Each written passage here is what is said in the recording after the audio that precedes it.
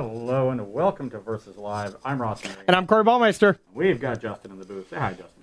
Hi, Justin. Justin will be taking all of your questions, comments, concerns, and burns in the chat. Make sure to tag at Star City Games so he can see them and send his favorites over to us. Last week, we dipped our toes back into Modern with Innistrad and Midnight Hunt, generally focusing on Faithful Mending, which has indeed been the most impactful card from that set on the Modern format. But today we're going to explore a little bit more of the new cards that have broken in smaller, more subtle ways. Yeah, absolutely. It's more we are definitely getting back into the decks that are doing good. We're getting back into the good stuff in Modern here. Did Ross forget to change his batteries? We'll blame it on me. Blame it on you? Okay. That's not my job. Oh, man. So everyone, we get to enjoy it. You can't really talk. They can't hear you right now. I'll just cover my mic here, and life is good. But we're just getting into some of the decks that have been doing well again. The Modern Showcase event, which is like the MOX, the bigger Magic Online event, was this last weekend. So saw some really great decks from that. It was taken down by Jund Saga, which we'll see a little bit later. The list looked pretty cool. But for the most part, just getting everyone ready for these big Modern events that are coming out, because we won't even have another set, right? Yeah, it's late November, so this is the format for like the Invitational. Yeah. This is what we'll be playing, and so it shouldn't be hugely different from what it was before. Innistrad Midnight Hunt is not going to impact Modern the same way that Ikoria and Theros Beyond Death and Throne of Eldraine did, but still definitely some things to watch out for. I'm going to be starting out with a deck that was very good right after Modern Horizons 2, but has since faded well away, and that is Amulet Titan. Still using Urza's Saga. Yeah, Unholy Heat really did a number on it. Unholy Heat, all these decks turned into really hyper-aggressive decks with Disruption, too, and I think that's what you do not want. Like, the only way that people were beating Titan decks before, and it wasn't even foolproof or anything, but overloading on Aether Gust. Now you don't see an Aether Gust in any blue deck anymore at all, because, well, they just play counter spells, hope you don't have the Cavern, or mostly they're just not worried about it. It's not worried about this matchup anymore because it's not played very often. And I even look at my sideboard, and my sideboard screams like, what's Amulet? Yeah. So and just Unholy Heating the Titan can often do enough. The deck's endgame is not nearly as robust as it used to be back in the days of Field of the Dead. There's a Saga, still a nice one to get, but can be played around. People have Dress Down as well. They can clear away those constructs. Or you just give them enough time trying to set up those constructs that they fly over and kill you with Dragon's Rage Channelers and Murktide Regents. Yep. Which is what I'm going to be trying to do today. Certainly, it's Primeval Titan as as a singleton threat isn't what it used to be, because the rest of the format around it got better. Yep. And that was suddenly one of the things that has done the deck in. So even though it gained the addition of Urza Saga, other decks gained even more. And so in the aggregate, it fell behind. So is it like Amulet is now the new Tron, where it's like never getting any new toys and eventually like the world's just passing it? I mean, I know Tron is kind of coming back a little bit, but it's, again, a shell of what it used to be. And that's happened to a million different Modern decks over the years. It happened to Affinity. It happened to Jund. It happened to, the back in the day, there used to be Azorius mid-range decks that were blinking their kitchen finxes with Restoration Angels. You don't see any of that nonsense around anymore. That's true. It's a lot of those archetypes are not being supported again because, well, they suck to play against. Like Affinity, we don't want to get those better. We don't want to give Tron any more 7-mana colorless busted things, So I'm glad those are not the type of cards that are being reprinted. Yes. But in the case of Amulet Titan, I am playing a list that now has a couple Renin 7s from Innistrad Midnight Hunt. A nice additional threat to the deck that generates card advantage, and this is a deck that gets a lot of value out of its lands. If you find some extra bounce lands to generate more mana, a Teleria West can then find a Titan. You can find Blast Zones and Ghost Quarters and Pajuka Bogs and all sorts of utility off of that +1. So it's not just finding extra mana sources, though that is also important in the deck. You can be finding basically access to any card. You know what sounds disgusting, too? The 0 ability off that when you have Amulet in play, like, yikes. That 0 ability, I can imagine, is not clicked on very much in the first 2 weeks of new Innistrad Midnight Hunt constructed, if ever. You tick up, or you make a Tree Folk, and the other 2 abilities might as well not exist. Not in your deck. Yeah, there might be kind of cool. There might be turns where I'm stuck at 5 mana, and Ren just becomes a sort of ritual of sorts, where I get to play it, zero it, get up to 6 mana, and then Titan. And now I've got a Ren and a Titan that you have to deal with, which is a really nice battlefield to present. Yeah, I'm kind of afraid of that. That's pretty cool. I believe that was Tiago Saporito's tech that he had from that event, so pretty cool stuff. I'm just going to be playing, compared to all those new cool things, mine sounds so boring, but I'm just going to be doing a little... Yeah, that's true. I'm going to be doing a little Murktide action. Still a great deck. I think it's still, I would say, like, a default deck for people. I think this is like... This isn't the deck that people are just like, I'm playing this every single week. It's like, okay, I'm going to try to find something that's really picking a hole in the specific metagame, and if I can't find it, Murktide, it's still just good cards. You get to play Ragavan, best one drop of all time, basically, and you get to just play some other powerful spells. Now we do have Consider as my new card, but not as spicy as Ren and 7. So your list is playing Consider, no Serum Visions? No Serum Visions, but still Thought Scour, right? I think it was Thought Scour, Consider that were being the fighting slots. Well, some lists do play Serum Visions. So usually those lists, sometimes they're playing Consider. Sometimes they still keep Serum Visions in the deck because they want a sorcery count for Delirium. Yeah. So there's been some tension there. But yeah, you got to play Thought Scour. No Serum Visions. And honestly, I just think the world is passing that card by. Like it used to be in a lot of decks. It was in Grixis Shadow. It's just too slow. Like some of these other cantrips are just becoming a lot more efficient. Thought Scour is also Dark Ritual in this deck, so you can't take that one out. So yeah. And I like having more instant speed cantrips when you have all the counter spells, so you can hold up mana more effectively. Yep. So I think Consider is just a better card than Serum Visions in the deck. The only question is whether or not the gain in your ability to achieve Delirium consistently is worth playing a worse card. Yeah, and I think this deck flips so many cards in the yard that Delirium's not, and just Delirium's not the biggest deal. Like, I'd rather just Murktide. I don't care if I have 5 instants.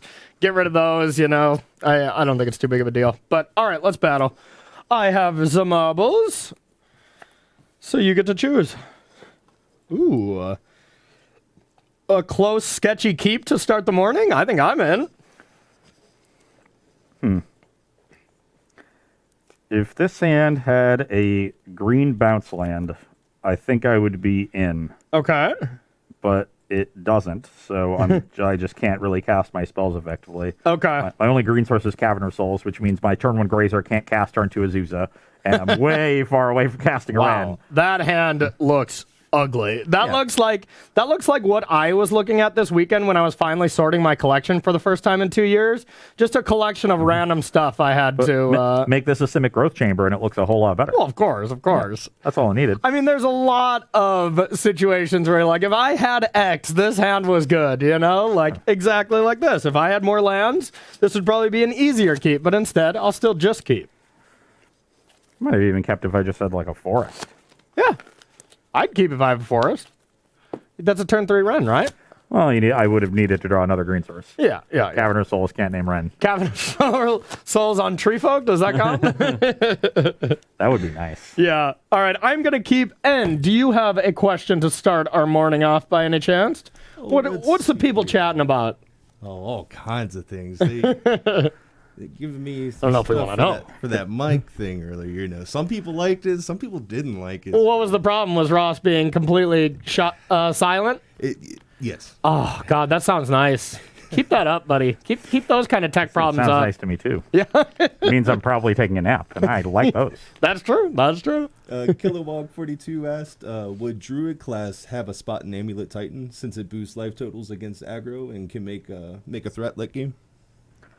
Kind of an interesting card in that respect. If you want it as a card against aggro, I don't actually know what Druid class does. I know all the good ones, but that one is just not being played in standard. Colorless and a green, and the passive is that essentially landfall gain a life. Oh yeah. And then the 2 and a green, you get an exploration. You get to play an additional land each turn, and I can't remember the latter one. I think makes a big token or something. Yeah. But I would generally say just too inefficient. You're investing 5 mana to get yourself a single exploration, and at that point you're close to Titan mana. So yeah, and your 3-drops are pretty clogged already with Druid and Azuzas. That those are what you want to be casting, especially Druid. Yeah, it's just kind of Druid is Druid class, which is. Did they plan that? And if you're looking for a sideboard card in that vein, there's like a 1 mana 0/4 that landfall gains a life. right? Cut, Might yeah. be 2 mana. I can't remember exactly from Good. Battle for Zendikar era. Yeah, I remember yeah. playing that in that ramp deck in the Play sideboard. some Prosperous Innkeeper if you want to gain a little life. But yeah, I don't think gaining life is really exactly what the problem is. It's just, like, I think if you're going to play Amulet these days, you just got to be playing more Grazers to deal with Regavans. And then just do your normal Amulet plan, and when it's good, people are forgetting about it. Like right now, and like I think Amulet is due for a resurgence. I would tend to agree. All right. How do you like that hand? A little better? It is definitely better. Okay. So yeah, I think we just have to get rid of that one. It would be All nice right. to have. Bring it on. I will play a Forest and an Amulet of Vigor. Okay. Pass the turn. All right, not what I wanted to see there. I will bubble myself.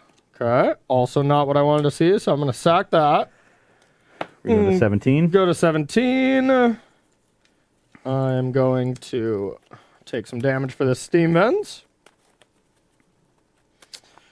And I'm going to bubble myself again. See if this is what I want. That is indeed what I want. So I will just say go and draw 2 cards.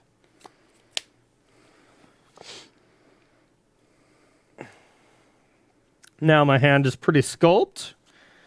Sketchy keep, but as long as I didn't brick on bobble, fetch land, and the spell that I can cast, then it should be okay. I'll play Slayer, Stronghold, and Explore. Slayer, Stronghold, and Explore. That's fine. No land. No, I've got a Forest and another Amulet. Okay. And I'll pass the turn. That's scary. That's truly scary. Okay. End step, I'll Thought Scour myself. Sure. Mill 2, draw. Untap, draw. And, you know, I'd like to be able to do something against a Titan if your last 2 cards are a land plus Titan, but I don't really have a good plan for it, so I might as well just try to be aggressive. I got a Murktide. 3, 4, 5. We'll leave the artifact, and this gets 3 counters. 2 mana, 6/6. Probably not anywhere near enough. Oh, sorry, I have a bobble too. If I have a bobble too, I better just leave a... Yeah, that would be too good. If I have a bobble, I'm just going to leave a land here instead. Not that it matters too much for Delirium, but... Court is going to be very glad that my turn is Radiant Fountain, gain 2 life, go. Ooh, I like that. Okay, I'm going to take a peek. 22. Okay, that's a magic card. I'm going to draw 2. 1, a 2. Alrighty. Now, I'm going to consider my options. I do not want that.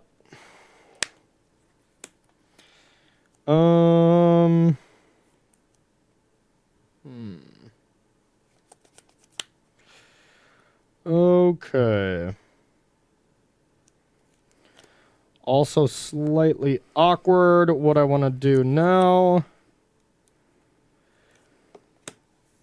Just play a land and consider my options one more time. Doesn't help my Delirium count, so I kind of just want to put this into my hand. I know if you couldn't Titan me last turn, that top card's not going to help you out. So I think I can keep this pretty safely. Then I'm going to attack for 6. I will go to 16. Okay, I'll pass to you. I see land instant artifact over there. Yep. Which is conveniently not Delirium. Convenient for someone. Not really that convenient for me, but... Okay, I'll play a Valakut. Okay. Untap once, untap again. Okay. Putting a red in between, and that'll get me to 6 mana for this Titan. Oh. Well.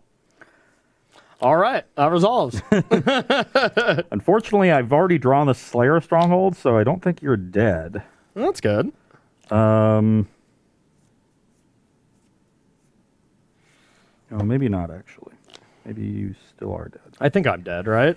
So normally I would get It's just Boros Garrison and Vesuva? and Stronghold, but I've got to get but then you need the Vesuva usually to activate the Sun Home. But I do have a. You don't have Boros Garrison? Yeah, I do. I'm just trying to find the Vesuva. Yeah, and it was pretty awkward. I just needed to get Delirium. I have Unholy Heat, but not able to deal with this. So these will untap once, copying Slayer Stronghold, of course, and then target, and then untap, and I've got to bounce something.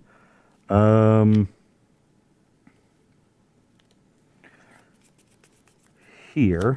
Okay. Then I can attack for 8 and get.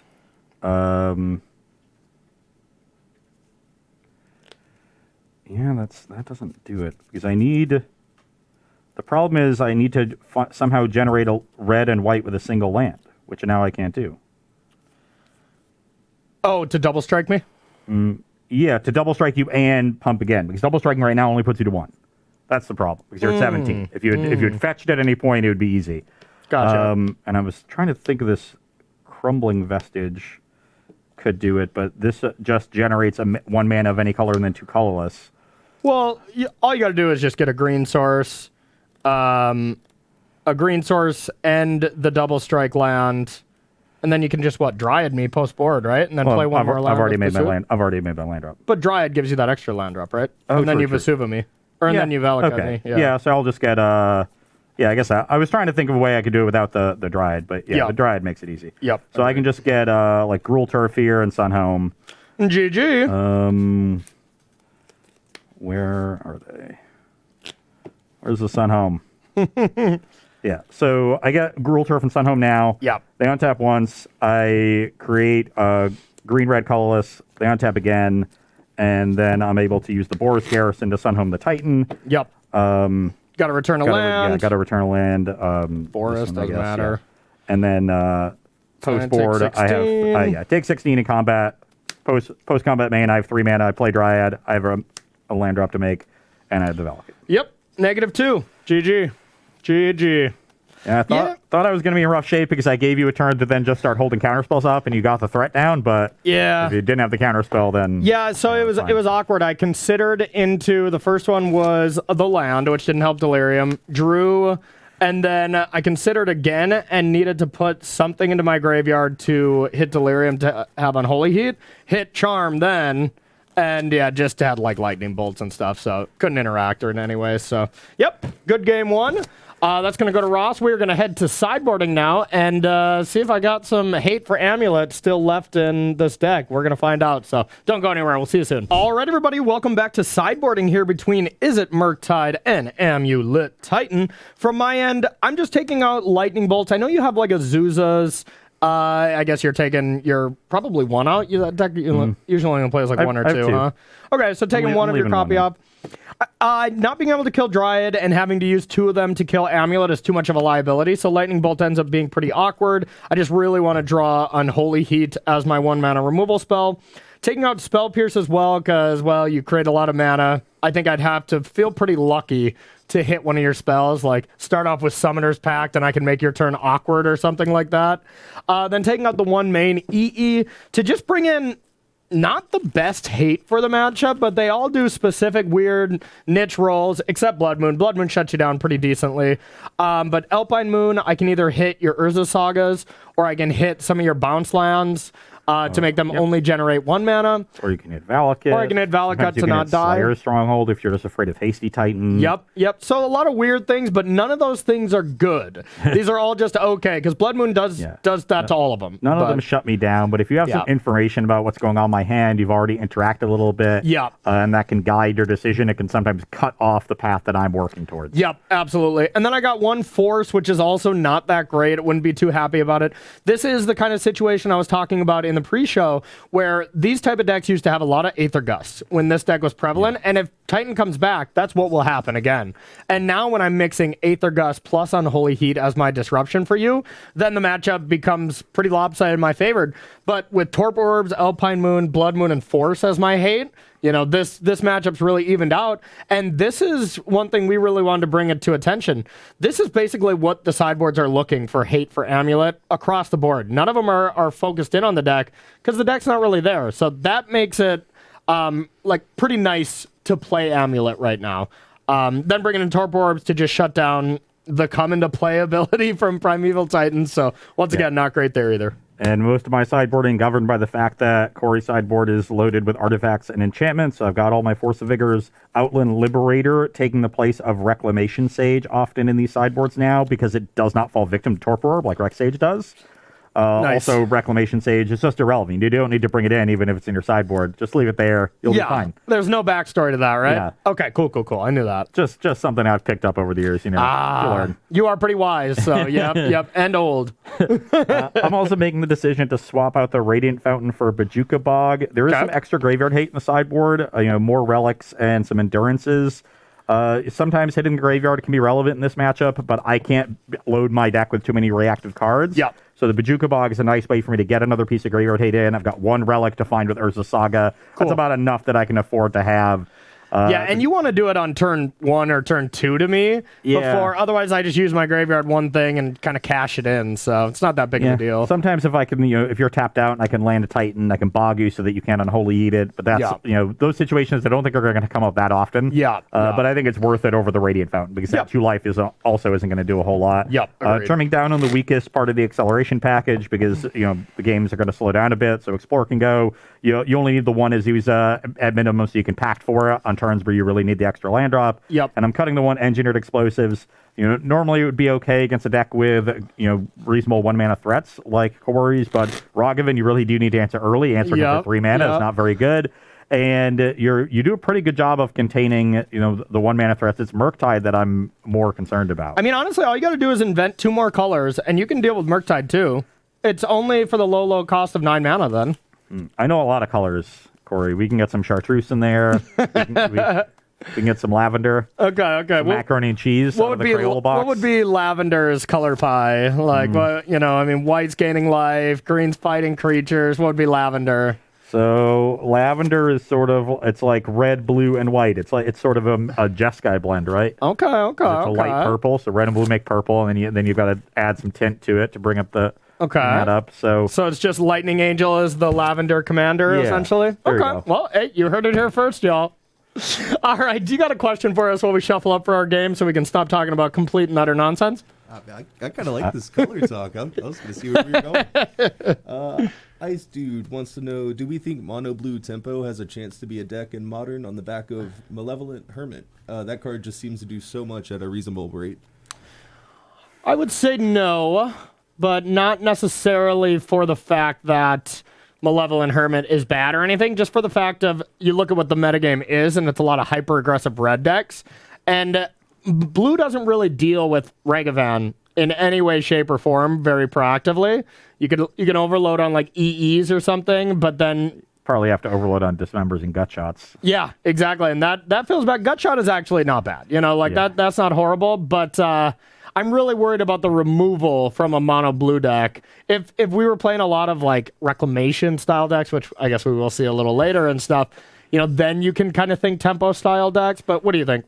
I'm with you. The modern format is now too efficient. Every other deck is so low to the ground and so cheap that it's really difficult to get underneath them effectively. And that's what mono blue decks have to do, that mono blue tempo style. Yep. And while Malevolent Hermit, I think, is a solid card, it's not quite at the rate that you need for Modern. It's a 2-mana 2/1 on the front side. It's a Windrake on the back side. I expect that card to make waves in Standard, and I don't think not many waves in Modern. I think like Pioneer and Historic, it'll be fine too. But in Modern, you have Veil and Dispute. And I think both of those cards are better than costing a creature that mana. does it. Yeah, exactly. So much in Standard is about getting a little extra value out of your cards. Yep. So much in Modern is about just getting the most efficient thing that does serves the narrow purpose that you need it to. Yes.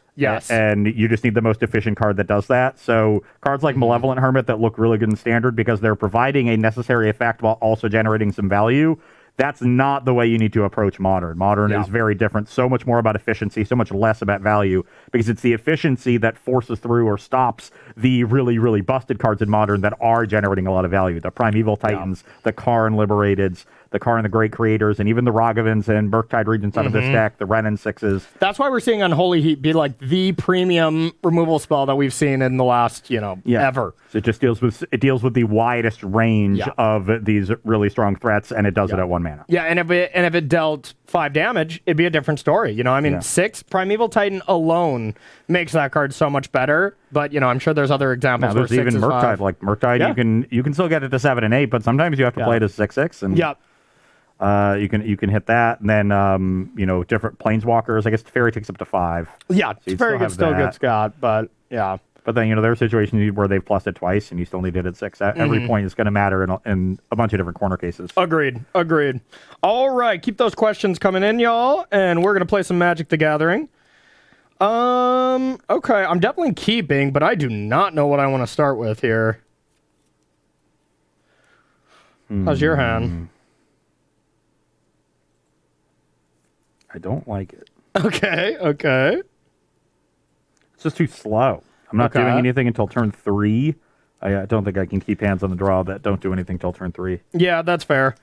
Okay, well, he mulligans here. We can talk through this play if we take a look at my hand, because it is really, usually which one of these you start with, it's usually pretty obvious, right? And I don't even think I have to spell it out for you here. But when we have these, the amount of times that you want to play these on turn 1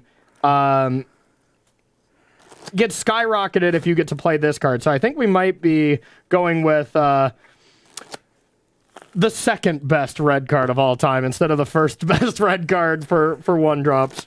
So turn 1, lightning bolt me go. Exactly. Yeah. Bang. Oh, dang. I had a pretty good chance at that, but yeah. All right. Do you have one more question at all there, Justin, while we shuffle up? I believe so. Sweet. Let's see here. What would... this is from Vea Twitch TV. What would you all play in the Standard this weekend? I would play Is It Turns. I streamed this deck. I streamed this deck a little bit earlier. I did the Metagame Challenge. I just played one on Sunday night because I really wanted to. And I lost 2 games, and the deck felt completely obscene to me. Have you seen this deck? I have. Yeah, just if you get 8 mana, Splinter Twins back, just in case you were wondering. Galvanic Iteration into Allruns with Hall of the Storm Giant. 22 damage if your opponent is tapped out. Just 22. Not bad, huh? I did that a lot. So I think that deck's really good, and I think the second best deck that also has a decent matchup against it is the Mono Green Snow deck. Those would be my top 2. And honestly, we're still debating the show. We know we've been listening, we've been hearing y'all wanted to see some Pioneer, and maybe Justin, if you can figure out how to do a poll, I don't know if you know how to do it or not. If not, we can tell you. We've been really hearing a lot about Pioneer, as we usually do. People really like Pioneer shows, but I also want to test out this Is It Turn decks and do a gauntlet show and see if it's beatable. So maybe we can do a poll of those, see what y'all want to see more, and eventually we'll probably still make the decision, but you can help us out. But those would be the 2 decks that I would play for this weekend. How about you? Unsurprisingly, those were 2 of the decks that I lauded in my article that went live today. Yeah. I just went over the decks that were doing really well and which ones I believe in and which ones I don't. So do you just, when we go out and hang out, do you just, when you're talking to me, you just write notes and you're like, God, Corey's just making such good points. I need to write articles about exactly what's in his head right now. I knew it. Great minds think alike, but fools seldom differ. Yeah. This hand is also unkeepable. I have 3 summoner specs, and that's too many. Oh, just 1 too many, right? 2 of them is fine. So we'll be going to 5 here, but yeah, the Is It Turns deck does look really powerful. I do think it is. I think that's a very obvious deck that is exploiting the mid-range decks that are existing. Very much so, Chariots and Wrens and things like that. And it's a deck that is going so far over the top that you're going to need to find decks that get underneath it. Yep. And that is, either mid-range decks that are capable of playing an aggressive game and backed up by counterspells. So Teamer. Teamer in your Gruul deck, or Even like Brad's Bant Festival deck can play that game a little bit. Not quite as well as Teamer can, but then it's still also better in mid-range matchups, so you get some benefits elsewhere in the metagame. The problem with the Bant one, I'm totally in agreement with you, but the problem with the Bant one, it doesn't pressure as hard. So I just get to go from the Izzet side, just like deluge, and like a burning hands here and there, and kind of deal with that. But yeah, continue your point. Yeah. So you're not as good in the Izzet matchup, but you're better elsewhere, I think. Yeah. And so it might be better overall, but I would tend to try to counter that as a deck by getting underneath it with a very aggressive strategy. Yep. Assuming that the mid-range decks are going to be less concerned with beating aggro and more concerned with beating control, so you can exploit them a little bit more as well. Yep. Mono green clearly appears to be the best one so far. I do still think there's potential for a red aggressive deck, especially one that's more burn heavy and burn focused. But we haven't really seen that materialize. But that's something that I might be working on. Yep, I've been in the same camp, especially for Izzet turns. If I was able to play this weekend, which I unfortunately can't, or I would play those SCGs because I'm loving that Izzet deck. Yeah. But they play the 1 mana unsummon, and I've been really just unimpressed with it.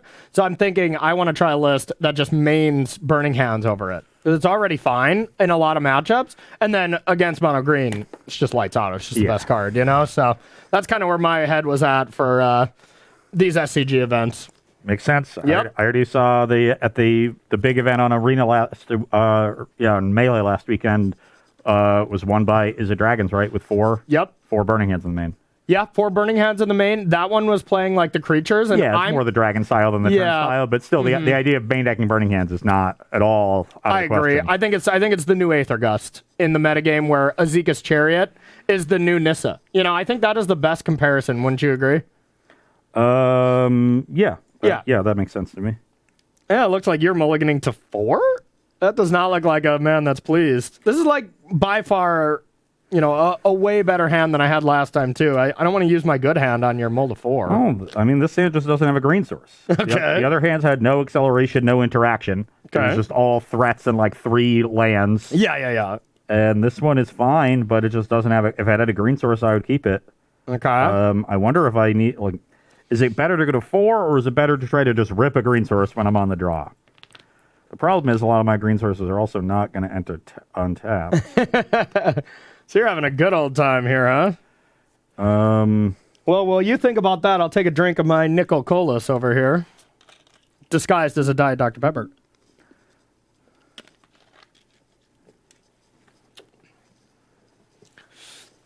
Going for it, yes. We love it. Because now it's a win-win. Either you're going to get punished.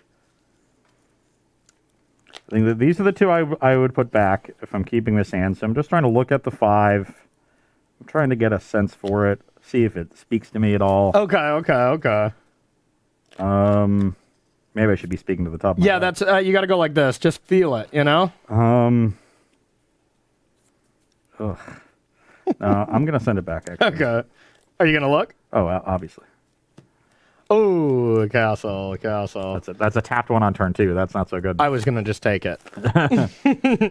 No, I after I'll just openly talk about it because I was very much talking about it before. But this is my opener, and normally, if you were talking like that, I would play Ragavan because, well, it's pretty clear you don't have a Grazer. But since normal games of Magic do not revolve around that, I still plan on starting with Channeler into Double Bobble to get that Delirium triggers right away, just because I don't have a good follow-up after this, where normally Ragavan is just what you want to start with. But I want to draw these cards right away, so therefore I want to Surveil right away. So an interesting turn 1 here that, is worth talking out. And Indeed. Okay, I've got a... Oh, God, I only get to keep 4. That's not very many. That is not many cards. But luckily in Modern, there's always a chance. There's a chip in a chair, if you will. While you do that, I'm going to go get a Steam Vents, okay? Yeah, let's do that, I guess. Okay, I'm going to go to 17. This would have been a fine 7. Still not great. And I mean, honestly, that is... I wouldn't say Amulet is an inconsistent deck because it is pretty consistent, but that is sometimes what you get with playing Vesuvas, Slayer Stronghold, Valakuts, you know? I miss the days of Once Upon a Time. Oh, do you really? I kind of did too. So I'm going to Surveil. I don't want to land. I'm going to Surveil. I don't want a Ragavan since I already have one. And then I'm going to look at your top two. So one on... Yeah, so I want to see that. After you draw it, then I'll look at the next one. Okay. I have a Valakut. Okay. Done. Yep. All right, I'll draw 2 off my baubles, and then I'll draw 1 for my turn. Still not even that close to Delirium, which is impressive. I mean, you're 3/4 of the way there. Sorry, which card did I see?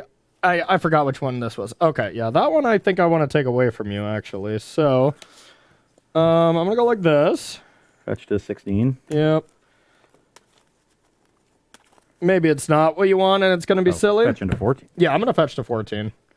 And I have a dashed Ragavan. And then I'm going to attack you for 3. Figure you might want that, but I'm not sure. I'm at 17. Okay. And then I will use that treasure. I really do not have... my draw did not develop that well, and then I'll pass to you. 4 has to go. Okay. Still far away from Delirium. Okay, that was a good one. I'm going to start by Thought Scouring myself. Double Surveil. Almost bin them no matter what, because you're going to Thought Scour. So boom, boom. I'm Delirious. I'll attack for 6. I'm at 11. And I got a Ragavan. Pass to you. Castle Garenbray. Okay. Dryad of the Elysian Grove. Okay. Pass the turn. Okay. Upkeep. I'm going to Unholy Heat that. Surveil twice. I'm dead. Okay. My hand of 3 Primeval Titans. Oh, wow. What is it? What is it, like 7 p.m. on a weekday or something? Because it looks like prime time over there. Prime time starts at 8. Whatever. Come on. You're not going to let that joke live? Come on. No, I am going to murder it. 7 p.m. is not prime time. 8 to 10. Really? 8 to 11, really. Are you positive? There's a specific dead time. I mean, I just figure it's like, well, people are eating dinner. It's like 7, 8, it's 9. afternoon. Because that's when they watch TV. 10 o'clock cannot be prime time. Yeah. That's like when people are going to bed. Sometimes. That's when Murder, She Wrote starts. But they're going to bed at 11 because that's when the news is on. Okay. They watch TV from 8 to 11. They go to bed watching the news. Okay, whatever. least What do I you used think? to. What do you think, Justin? You think? Does that sound right? I'm indifferent All on the, this. all the shows are Okay, at 8, 9, okay. or 10. Okay, whatever. I'll let you have this one. I know it's been a while since anybody watched like network TV. Yeah.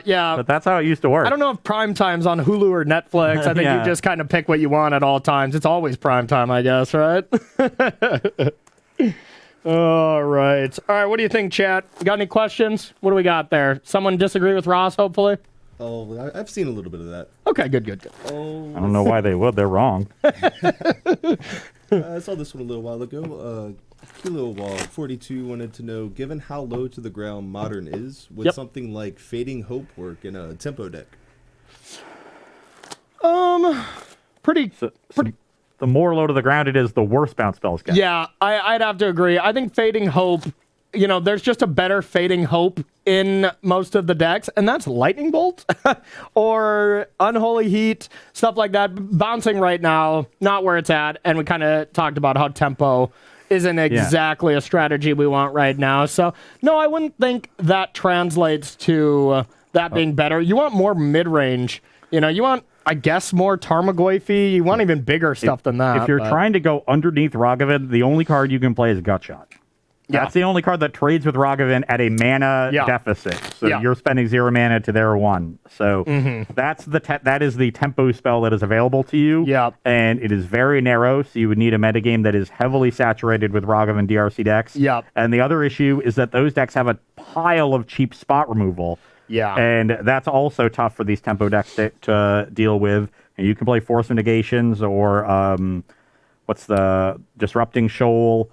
to protect your, 1-mana flyers so that you can curious possession them. So if you wanted to go that route, that's the way you would have to go. You need everybody's playing 1-mana spells. You got to play 0-mana spells. As this doesn't sound like a strong endorsement for a deck that you truly love. I would love it if it were good. Believe me. Mono blue tempo, Is It Phoenix? Those are up your alley. And when you're saying I don't want to play both either of them in Modern, I think I would. I would listen. Just thinking about playing Disrupting Shoal, protecting my creature with the Curious Obsession on it. That sounds great. I'm excited by that. I'm not optimistic. So that's what you're going to start testing now for the Invitational, right? Already did. Already did. Okay. Good questions, y'all. Keep them coming in. We're going to play game 3 here. And looks like, we'll probably move on after this one. So for all the round 1 marbles. When Mono Blue was doing well in Standard a Yeah. couple years ago, I think it was Steve Rubin who tweeted out a picture of a modern version of the deck. Okay. And it was one of those classic ones where you're like you 5 of the league and you put the map, you write the matchups over the screenshot of your 5-0 and then you have a picture of the deck list. Yeah. But when you looked over, it was just 5 O2s.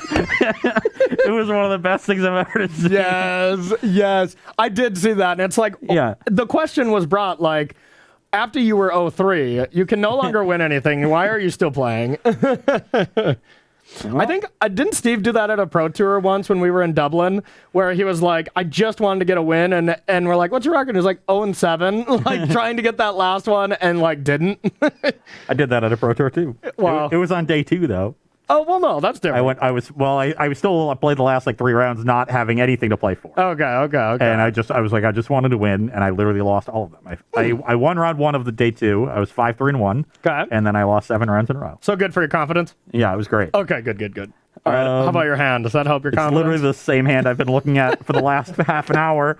Just doesn't have acceleration, has a few too many threats. This time I'm on the play, though. Okay. I'm on 7. I feel like I can do a lot better. Okay. This show is brought to you by Ross Mulliganing. If you would like to watch Ross Mulligan, please tune in for the next 2 hours, and this will be your entertainment. I'm going to try it. All right. Lead on a Forest. Okay. And then you're just like Forest Grazer. Be like, what? Ooh, was that a good draw if we're looking at my hand? A ripperoo when I didn't have a play whatsoever. I will do that. I will play a couple baubles. I'll pass to you. Play with your top 1 revealed. Oh, my. And let me see. Was that a good draw? I didn't like it. And then you want this other one? Yeah.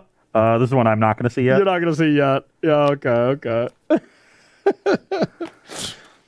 Well, our Boreal Grazer. One good draw deserves another one, I guess. But yeah, that's... I will put a Gruul Turf onto the battlefield, return this forest, and then play this forest.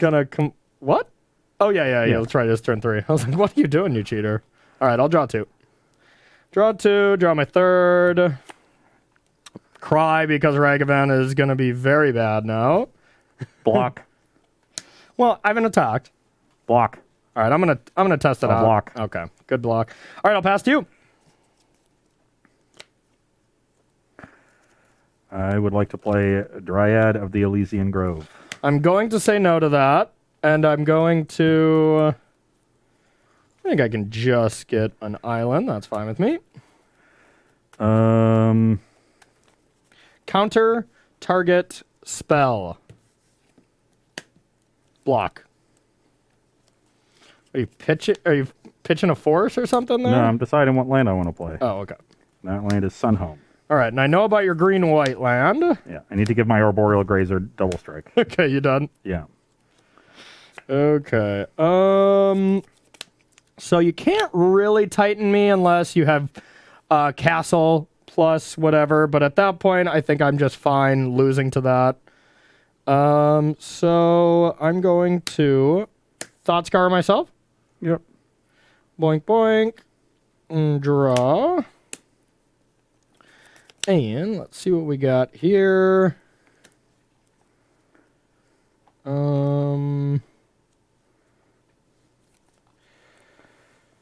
got a Murktide. Gonna get Murky in here. I have three spells, yep. And I'm gonna leave I do not want the land. I'm gonna leave Bauble and Ragavan and get rid of these. Okay. Block. And I'm going to get in there. Block. Okay. Good call. Pass to you. One day you're going to miss the line.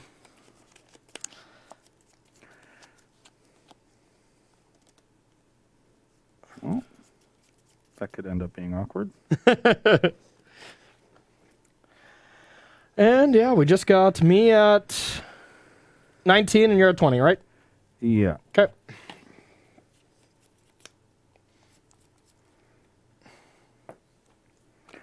Oh, I'm going to play Ren. Okay.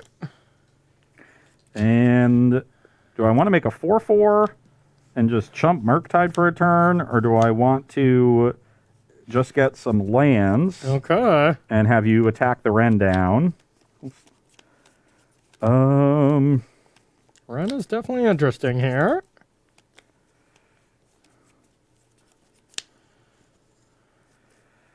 I want lands. Okay. That's not a good one to mill. You got your land, bud. Wow. Done. Yep.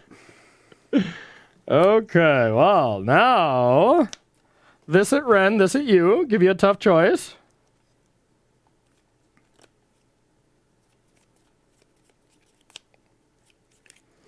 Block the Murktide. Alrighty. Show me. Not a castle. I'm at 18. Okay. Now let's start with a Thought Scour targeting me. A 1, a 2, a draw.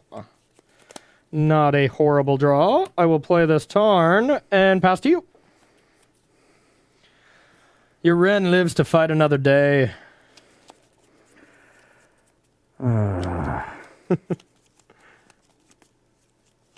Your draw steps going well for you? Going about as awkwardly as possible. You 4 in hand? I have 4, yep. And these, they stay in your graveyard, right? Yeah. It's mulch. Oh, yeah, that's right. Not that it matters in your deck whatsoever, but I could ultimate Ren. that's true. That's true. I'm sure this game will play out that way. So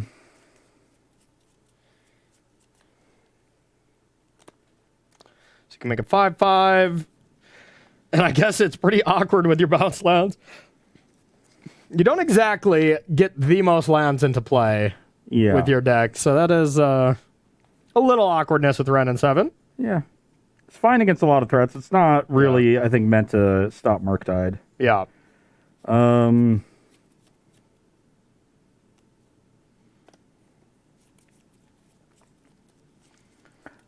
you ever run a poll on our Pioneer question? I'm going to plus Ren Not again. yet. I was going to ask you about that in the break. Okay, cool. I'm excited for the suspense. Ooh. I don't know if you even want those in your hand either, to be honest. Play with those revealed, please. I will play Urza Saga and run this into a counterspell. Was trying to hopefully hit the cavern. Was unable to do that. That's pretty cool. I will counter it. I also ran into awkwardness where I could have played Selesnya Sanctuary on turn 4 after the Dryad got countered. Yep. But had I drawn Amulet specifically, it would have stopped me from being able to Titan that turn. Okay. And then I ended up not being able to Titan this turn unless I plussed Ren because I didn't find any untapped lands off the first plus. Yep. Classic. Your fetch brings you to 19? 18. 18. So we got 18 all. I'll pass the turn. I might not even attack Ren here. I don't think I truly care. It just doesn't scare me at all. I think I just want to go for your face. 6, 7, 8. I can put you down to 10. And then, yeah, whatever. If you make a blocker, sure. All right, you. I will go to 10. Oh, Arboreal Grazer, eh? All right, I'll take 2. Play a Grazer. I want a blocker, maybe. And I'll pass to you. Draw. Yep.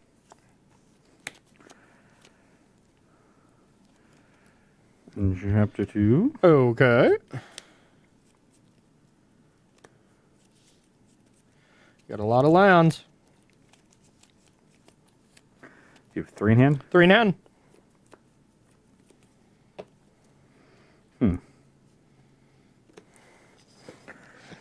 I'm at 10. Mm-hmm. You don't have any bolts, so I'm not dead next turn. That you know of. Okay, I will plus Ren. Okay.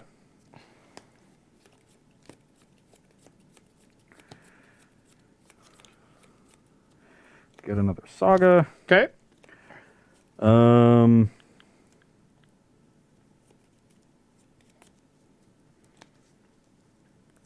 Guess I will play that Saga, Okay. Chapter 1, and pass the turn with 7 cards in hand. Okay. I will do nothing. Draw.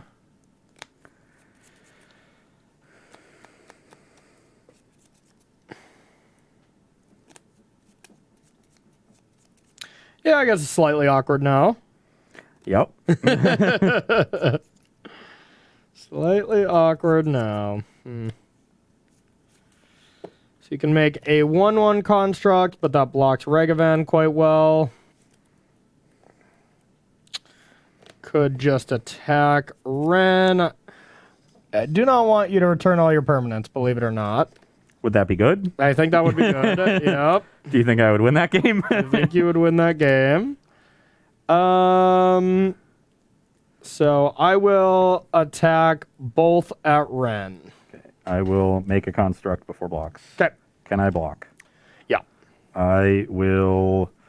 Do you have Delirium? I do, yep. Okay, so no matter if you have an Unholy Heat, you'll be able to finish off the Ren if you want to.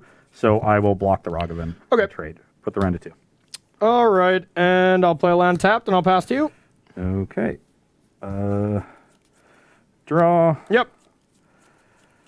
That'll go to 2. This will eventually go to 3, but I'm thinking do I want to make a construct or do I want to float a mana? Okay. I think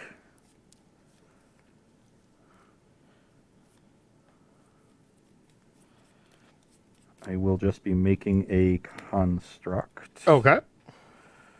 Let's do it thusly. Okay. So I need a construct. Where are you? Constructs. There we go. There you go.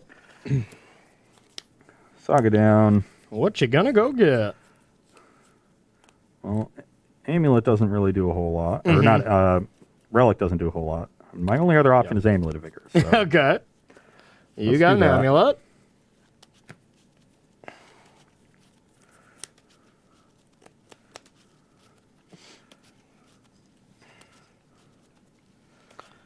All right, you still got 1 million cards in hand? Yep. Okay.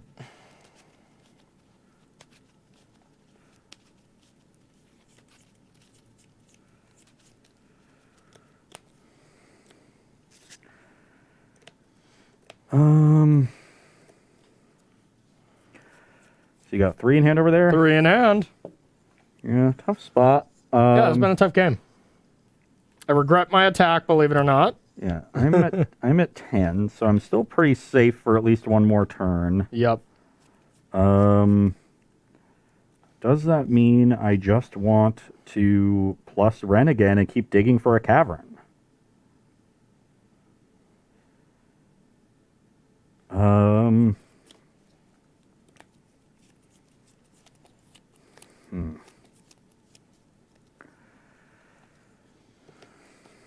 Or 0 to play a bunch of lands. Yeah, I'm wondering what that does too.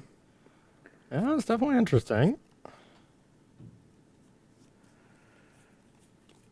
Yeah, I think I will plus. Okay. T-West is interesting. Milling the 4th amulet I don't like. Okay. Yeah, T-West to the hand is pretty cool. Yeah, that's another card I was looking for. Okay. And that means I'm going to want to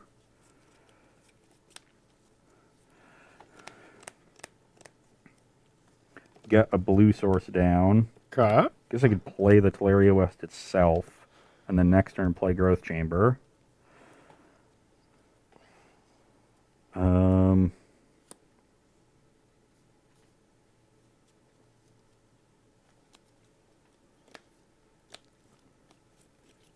Yeah, that seems fine. Okay. Let's play Teleria West. It'll untap. Sure. And 4, 7, 8, and 9.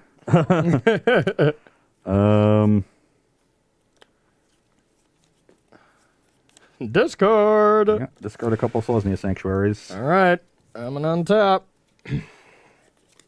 Ooh, that's kind of interesting. Let me read the wording on this. Okay. I'm going to attack you. Puts me to 4. Okay. Then I have a Torpor Orb. Yep. And I'll pass to you. Instead, make a construct. Yep. Untap. I guess I draw first. Yep. Get a good one? Nope. Make a construct. Okay. You're now out of constructs. That'll do. And now I've got to get a relic. Okay. You got a relic. If only you could get your 1-drop Arboreal Grazer, huh? Might be better. Give you a little chump blockaroo.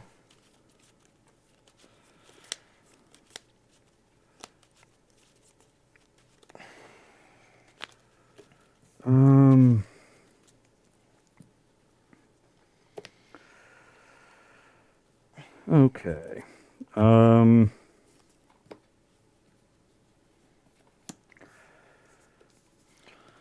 So 2 of them can attack, right? Yes. Okay. So let's attack for 10. I think I'm pretty content just blocking 1. There you go. Puts you to 13. Yep. Of course, you're at exactly 13. That's incredible. What? You got a druid shenanigans or? No. Oh. Okay. So what can I do here? I think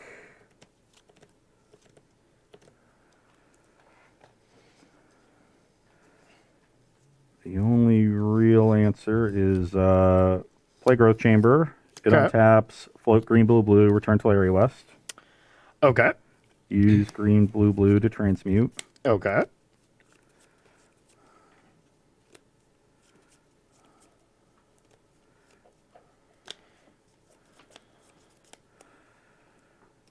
And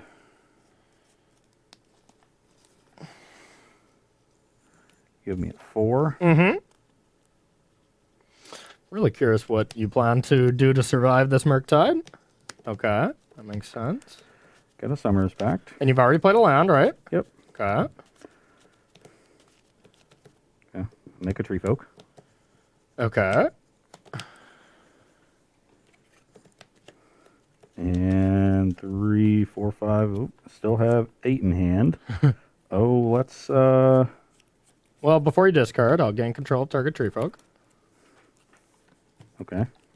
I just kept drawing lands. Yeah, I feel you. Yeah. I had a million lands in my hand. I just need to draw any spells. I'm just like, what combination is going to beat this brick wall of blue spells? But I'll let you think it out. I didn't want to just be like, okay, I'm going to win, because maybe I'm sure there's some scenario, of course, you can get through these cards, but yeah. Needed to draw more gas in my draw steps or hit the cavern earlier.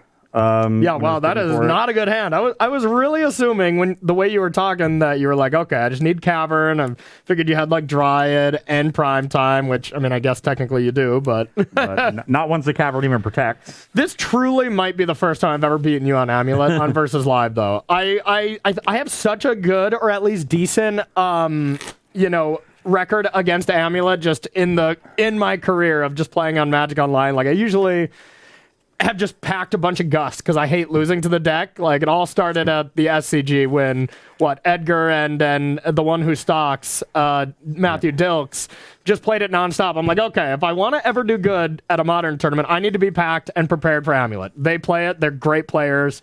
So I always came pretty prepared. So I was like pretty decent. And then just every time I'm versus you beat me every single time now, I think up until now. Weird, So weird how that works.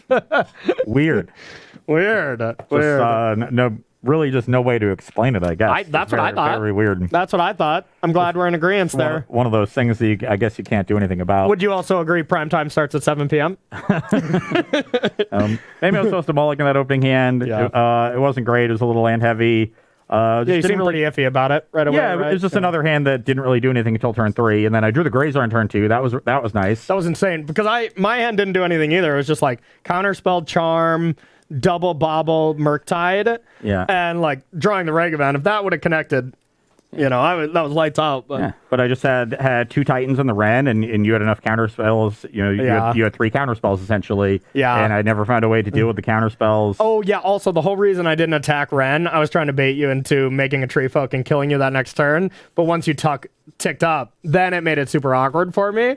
But I had a plan the whole time. It wasn't just a bad attack. You were going to steal the tree folk. I was trying to steal your tree folk and get you, but you didn't fall for it. So No. yeah. I mean, I was in no danger of dying. So Yeah. it made it very awkward for you there. Yeah. Especially in Urza Saga, I think I found the previous turn or something. Yeah. Maybe I found it off that plus. I don't remember exactly. Who knows? But, Who knows? Oddly enough, like I had a bunch of constructs that could have also done some damage. The Archmage Stars, if your hand was all counter spells, like actual factual counter spell, then you're in an awkward spot because I've got the blocker. I also beat an Unholy Heat because of the relic. Yeah. And I had Slayer Stronghold to try to win the race, though. I guess I didn't have red and white to go with it, so that would have been awkward. Yeah. Oh well. Didn't matter. I had a wall of counter spells. They got the job done. Including charms. And it's that third mode on charm that really got it done.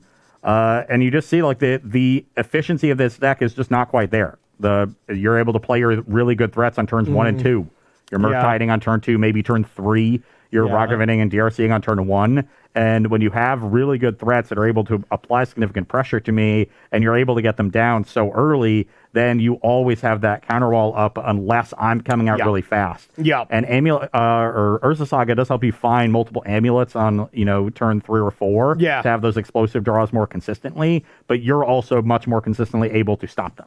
Yeah, and that is the thing. Like blue decks in the past, when I was talking that I was always packing like 4 Aether Gusts and stuff, it was because I was playing a deck where my turn 2 pressure was Ice Fang Quaddle, and I was playing Planeswalkers and stuff where I had to find this turn where I could maneuver in a Planeswalker and then gain advantage with that. Like Teferi, Hero of Dominaria, was my Murktide, right? And it does a much worse job. When you can just go turn 2, 6/6, and then just back it up the whole time, it actually becomes pretty trivial of how to beat Amulet. Just counter spells work then. You just don't need that much disruption to stop them. 2 or 3 pieces of disruption. Yeah, and if you had Cavern, I was still in trouble because I'm not playing Gust. So, Torpor Orb would have helped a little bit, but I would have needed Cavern very early. Agreed. I guess once I had the Ren down, I probably should have pacted the turn that you had the counterspell, knowing that you were probably, even if you let the back resolve and counter the Titan, I'm probably not, casting anything the next turn, and I ended up not using my mana very much the next turn. Yeah. And I think if I had done that, I would have had more outs during the rest of the game. So there was one small misstep for me in that third game. I didn't get punished because I didn't find the Cavern. Yeah. Which is hard to do. Didn't get punished because I'm so unlucky already. Yeah. At least it took me a while to find it. All right, sounds good. Well, that's going to do it for the first round. I picked that one up. I'm going to be playing now the winner of the Modern Showcase event, and this was Jund Saga. I think this deck is really sweet, and I'm yet to actually play it. I've always, just kind of, when I went to tournaments, just Grixis Death Shadow so far, but this is another deck I'm really interested about, and, I mean, it's Jund, y'all. We got to all be excited about that. What do you got up against me? I'm going to be playing Team of Reclamation with a little Memory Deluge. Memory Deluge, okay. This was what Aspiring Spike was talking about as like the one card that's going to be slammed into Modern right away. So, interesting take. We're going to take a short 5-minute break, and then we'll be right back with round number 2. See you there.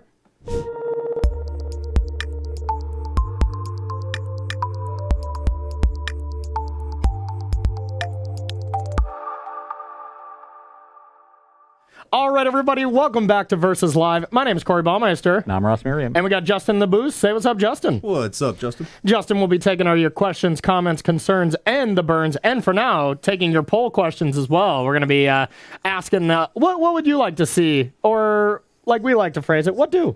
What do? What do for Thursday? We're going to see what would y'all rather see as far as those two go. But for today, we are playing ourselves a little bit of Modern, checking in on the the top tier of the decks to really get people prepared for this SCG Invitational. We got the qualifiers that are coming back on the SCG Online Tour. We're going to be talking about that at the end of the show, but those are coming back this weekend, so more opportunities to qualify and come battle us among, many other good Magic players at the Invitational.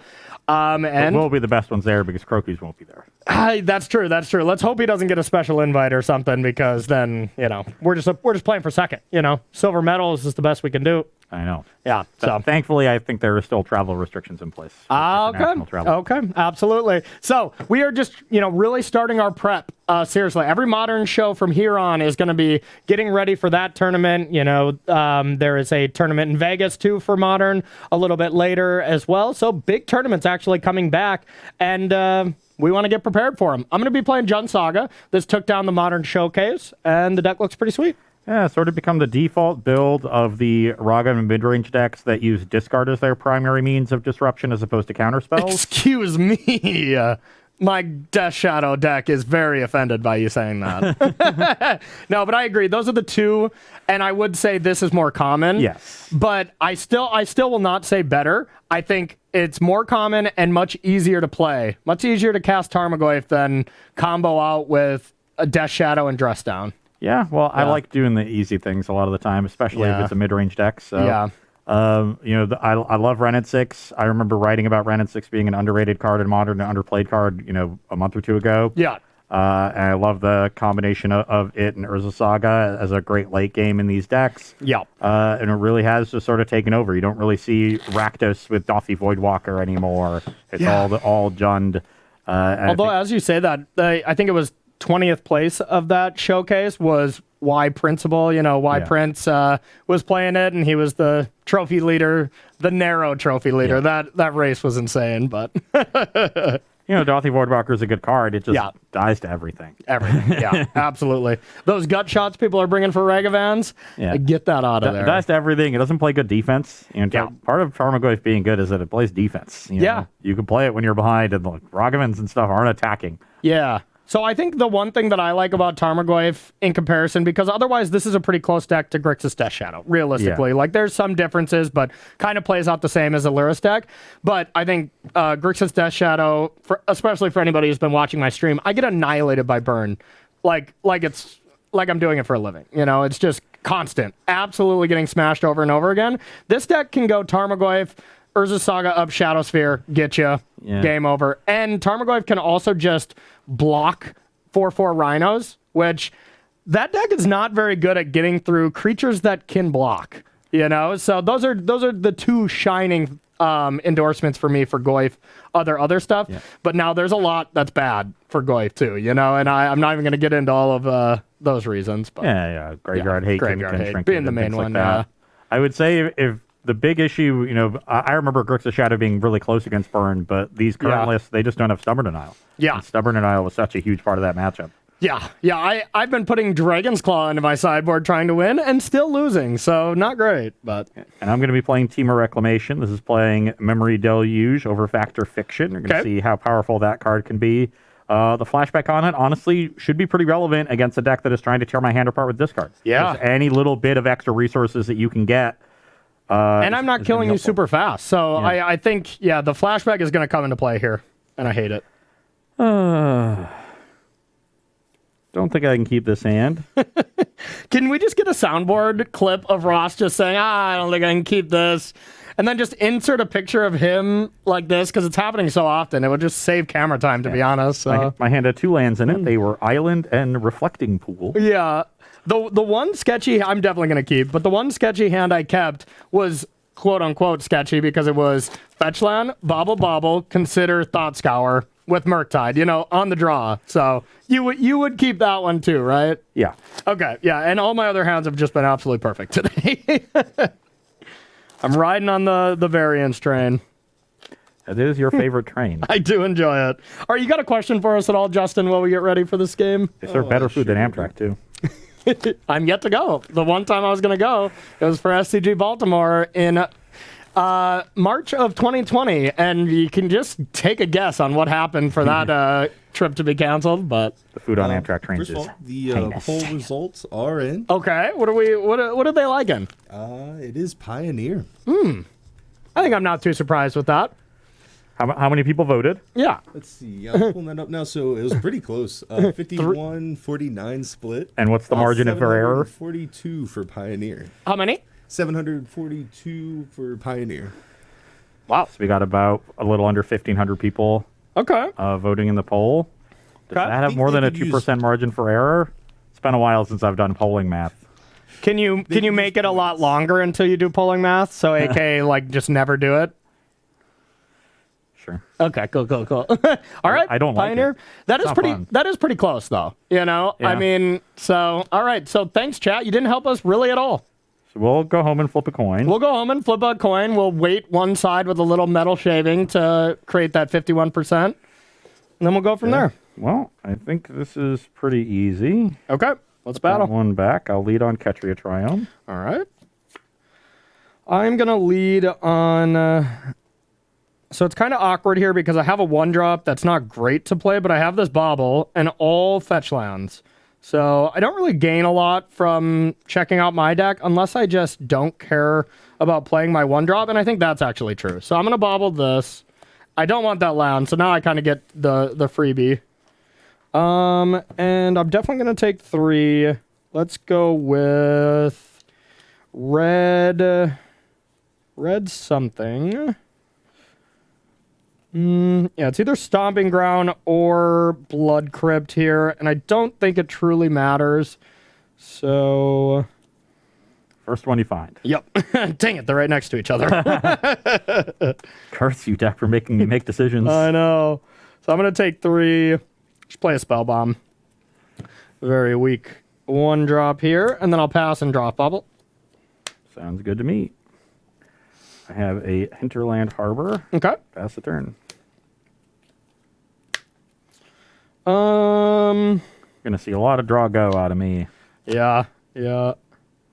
So I don't have that great of a turn unless I play my 1 good card. So I think I probably just go for that. Yeah, we're gonna get Stomping Ground and go for a Wrenn and 6. Brings you to 14. I'll counterspell the Wren. Dang it! Was hoping you didn't have that punished. But I did. You did. Then it's your turn. I will play an island. Okay. Pass the turn. It becomes nighttime. No, I'm just kidding. All right, so I will go to 14. You probably don't want to cut my deck because you never have ever. I played a tournament, you know, so now I'm back into it. Yeah, back in the mode. That's been the hardest thing is like, oh, I I have to submit my deck to my opponent for them to cut. Okay, let's start with a Inquisition. Should have did that first time, now realizing after I got counterspelled. I will counterspell the Inquisition. Wow, what a jerk. Okay, and then I'm going to hopefully not get blown out by this, but I'm going to go with Urza's Saga and dash a Ragavan and attack. Do you have a Bolt as well? Nope. Yay. I'm at 18. Pass to you.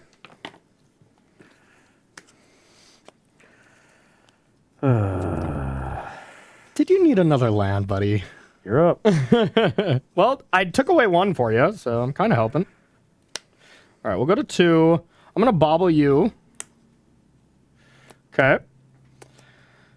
So that gives me the sign of, do I want to attack with Ragavan? I had a nice little sequence where I was playing against Tron and they were just flooding out, didn't have any business. I was like, bobble you, and then I reached for Ragavan after it was a land. I was like, let's stay home this time, buddy. Like, all right, so I'm going to play a land, and I'm just going to cast a Ragavan. And then I'll pass to you. You can have a Shark Typhoon. Would you like that? You can go. All right, I'll sack to 13. And I do want to somewhat protect my life total. Probably actually not. I'm just going to get an Overgrown Tomb. And I'll make a construct.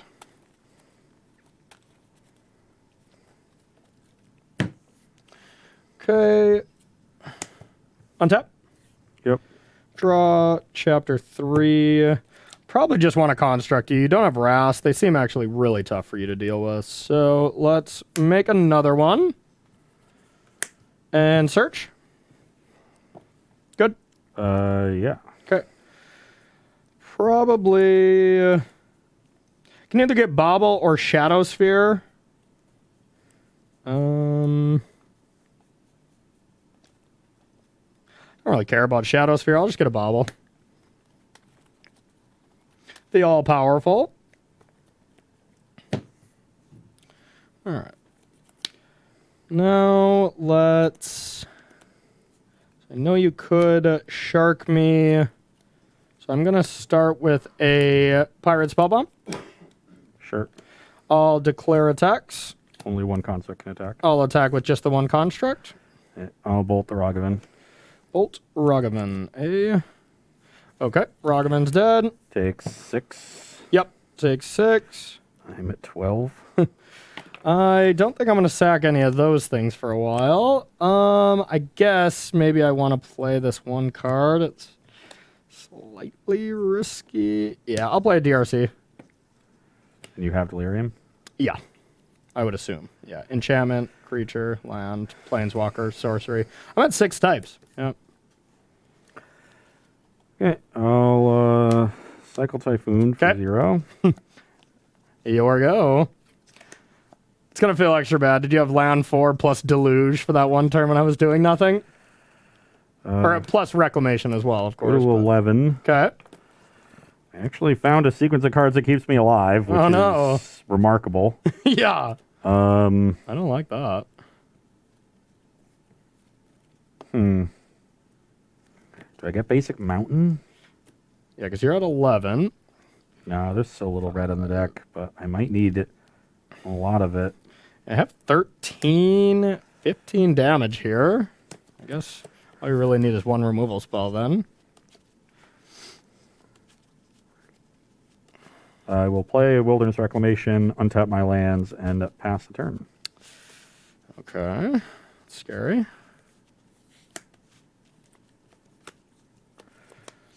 I will declare attacks. Before you declare, I'll steal a construct. Okay.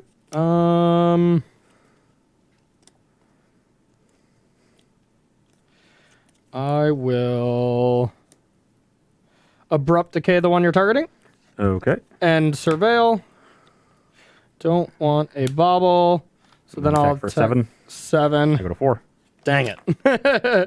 You go to 4. Oh, sorry. I suppose I should tap like this.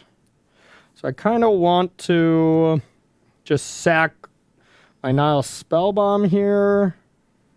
I think that one's pretty safe. I'll sack, exile your graveyard, drop, and pass to you.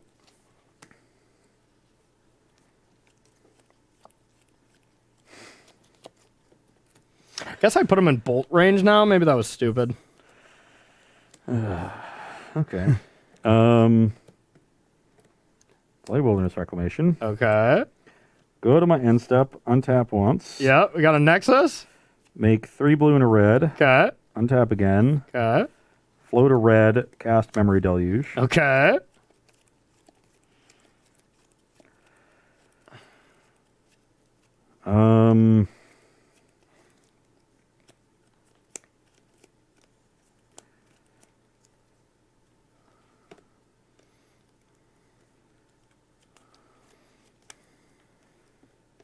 Do those save you, Ross? I have a red in pool. Yep. Yeah, they're pretty good. Wow, did I just Let me punt take by this one. making this construct a 3/3? Oh, that was pretty bad. And I think I take this one too. Okay. 12. Yeah. Resco on the bottom in a random order. Okay. Then I will use the red I have floating to bolt the construct. And then still before you untap, I will snap bolt on the DRC. Oh, yikes. So punished. So punished. I'm so bad. You're up. All right, I'll bobble you. Okay, that's pretty good too. Draw. Bolt me, spellbomb me. I got punished. So I obviously drew the bolt the turn after you Ragavan me, and I could have bolted on the end step, but I didn't want you to have another Ragavan dash the next turn. Okay. And then I drew Shark Typhoon, which you knew about, but I didn't. And I only had 3 mana. If I have an extra 1/1, you probably end up popping Spellbomb on it to prevent a block on 6 damage. Sure. Either have 6 more life or you've used the Spellbomb. Yeah. Which is 1 more life and no Spellbomb. So I'm either at 5 with no Spellbomb or at 10 with it. Yeah. I don't have you dead, but I'll play a Ren. Okay. And the snap actually stops you from being able to just go -/, kill me. I'm going I guess to you'll probably kill the snap minus first. to your face, unholy heat this, and say go. Puts me to 3. Yep. Okay, well, that's pretty good. I guess I have to sack this before, just in case. So this is going to be 12 mana total. Yeah. Yeah, that works just fine. So I'll go to my end step, generate 12 mana, and I will make a 3/3 shark floating 7. Oh no. And then I'll play this Nexus of Fate. Okay. So I have a 3/3 shark, and I'm going to my next turn. Yep. This is absurd if you come back and destroy me here. You easily could. You got what, 1 Nexus? I mean, if I hit the land on time, it felt like my hand was really good. Oh yeah. And- Did and- you have this plus When Deluge? I passed with 3 lands in play and 3 cards in hand, it was wreck, Deluge. Oh. And I put a land on the bottom when I mulliganed. I kept 3 lands. Okay. I kept 3 lands, 2 counterspells Deluge, and just do reclamation. Okay. I guess I must have had one other card in my hand. All right. This game's gonna come down to the photo finish. Okay, so I've drawn that card. I'll go to my next turn. Yep. It's an interesting one. It's a tapped Steam Vents. Let's attack your Ren. Okay. End step, we'll float 4, resolve the first, then Okay. go up to 9 mana, resolve the second. Okay. I will flashback Memory Deluge floating, let's say... 2 mana, right? Yeah, let's just say blue. Okay.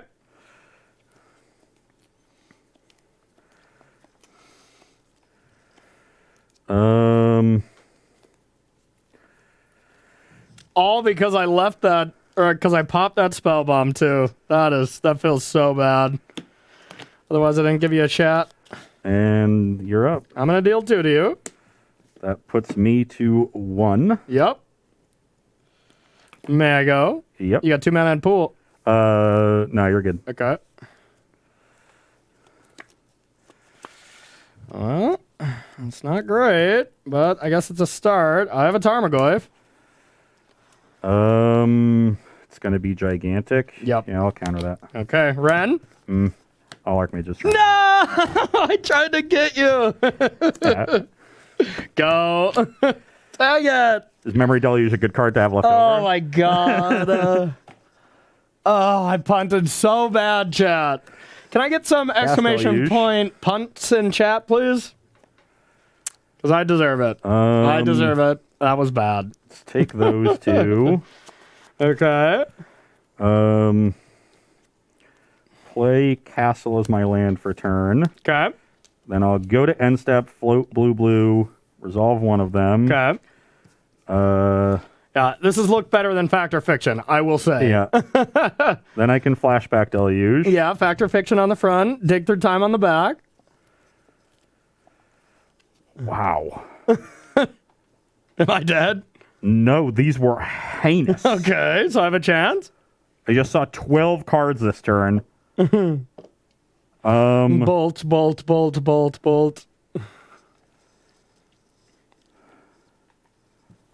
I mean, I'm definitely taking this one, and the question is this Ren and 6 doing anything, or would I rather have a land? Wow. Yes. Let's see him. I took a good one. Incredible. And, yeah. I think land is better than Ren and 6 because I can't fetch. Okay. Great job. And then with the second trigger on the stack, I'll float a blue, untap, and scry 2. Okay. I guess I definitely attacked for 3. Ragavan can kill you now? No, I've got an answer to Ragavan. Okay. So you're at 10, and I'm scrying 2. Yep. And 1 on top. Please don't draw a bolt. Done? Yeah.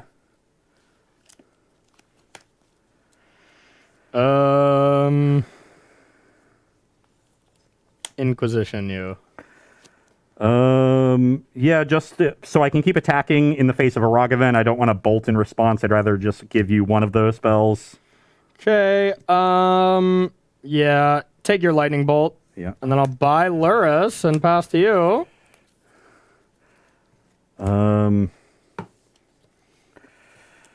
Okay, I'll draw this. Play Reflecting Pool. Okay. I'll scry 2. Okay. Leave those both on top. I don't like that.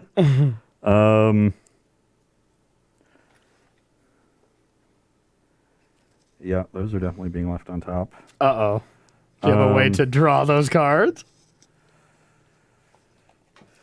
So then I'll make 2 more blue and untap for the first time. Okay. I will draw the 2 cards I just left on top. Okay. Then with the second trigger still on the stack, I'll deluge. Okay. I'm having fun, y'all.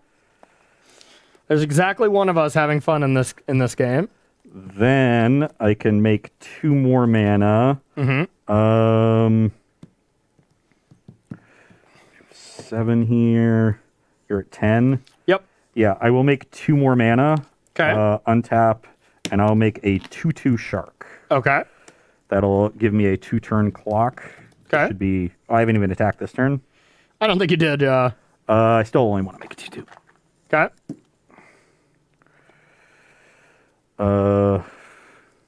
Awkward, but that's fine.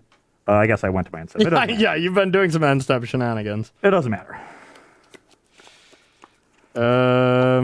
You got a good hand? I have 2 counter spells and a Nexus. All right, you win. Yeah, I punted that game so bad by sacking that spell bomb. Like, yeah, it shouldn't matter. And I'm like, oh, wait, it goes to 3. You have lightning bolts. Of course it'll matter. Ugh. Yep. Yeah, and I drew Snapcaster immediately. So I was thought like, oh, that kind of sucks. You just remove my graveyard, but you have that threat anyway. Yeah. So it actually gave me the opportunity to use it, and then the deluge hits the bolt, and then once just unravels. And then once you were at 4, I mean, I still just had double Ren in hand plus a spell bomb. I'm like, okay, I still should be okay. And then once I baited out the counter with the Tarmogoyf, I'm like, oh, I got you so good. And then I'm like, oh, you got me so good. So, all right, that was a good game. I totally deserve to lose that because I played terribly. So we are going to head to the sideboard, y'all, and see if I can shape that up and see if he can keep... well, you did get pretty unlucky to start. I would say you got lucky, but you got pretty unlucky. So hopefully you can miss your 4th land drop a few more times in this next match. Memory Deluge looked... incredible. Excellent. Yeah, Memory Deluge, especially against an Inquisition deck, too. It's like, I almost want to side him out. So we'll see what I'm going to do here in a little bit, and we'll see you in sideboarding in a couple minutes. Don't go anywhere. All right, everybody, welcome back to sideboarding here on Versus Live between Jund Midrange and Teamer Reclamation. Wow, I haven't said those words in a while, and I got excited. I loved the Teamer Reclamation days in Standard. I'm not going to lie. I know it was not your cup of tea because you were just trying to make Whisper Squad work for like 3 months, but eventually I did. You did top 8 while I'm just, playing it every single week and having a blast, but you know what? To each your own.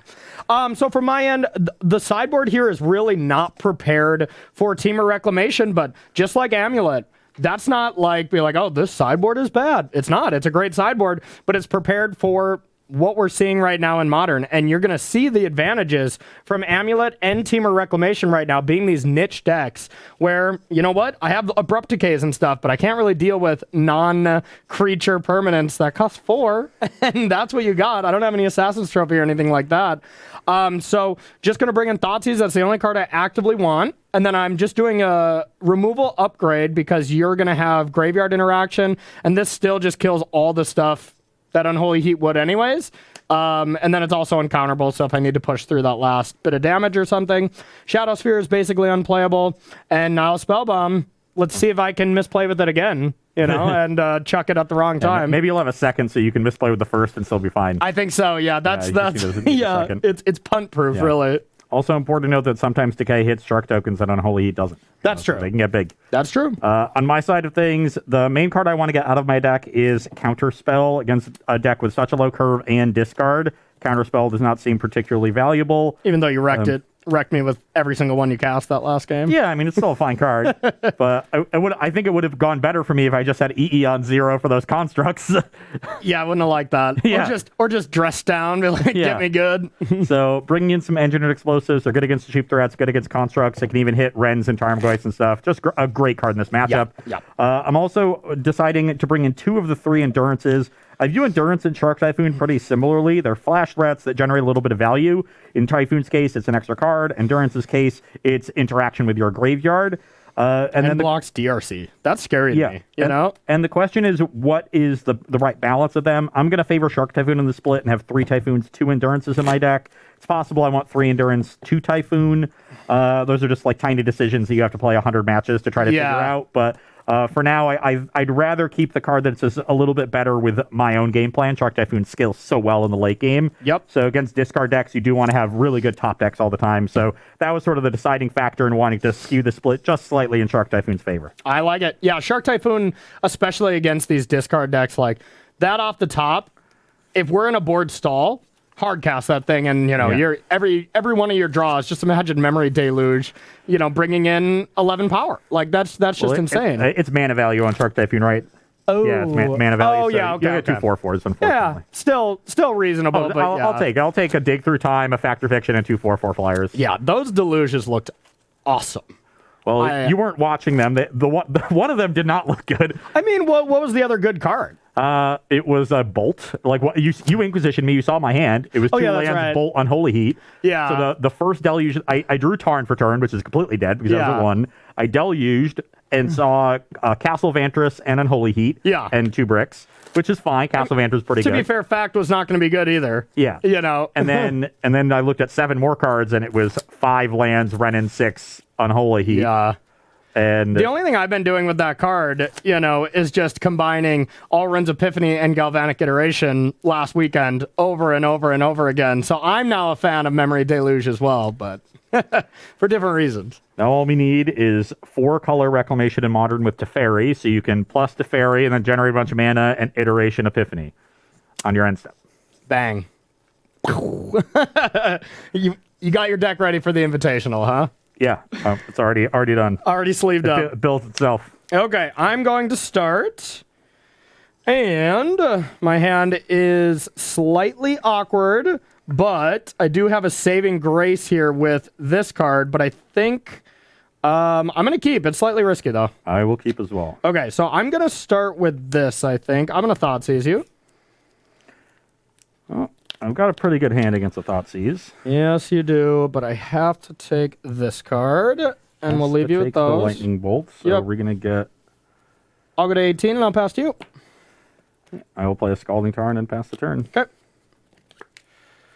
I am going to dash Ragavan and attack. Yeah, I have multiple Catchery Triumphs, so that's fine. Okay. Okay, you get a Shark Typhoon. 18 all. Cast that.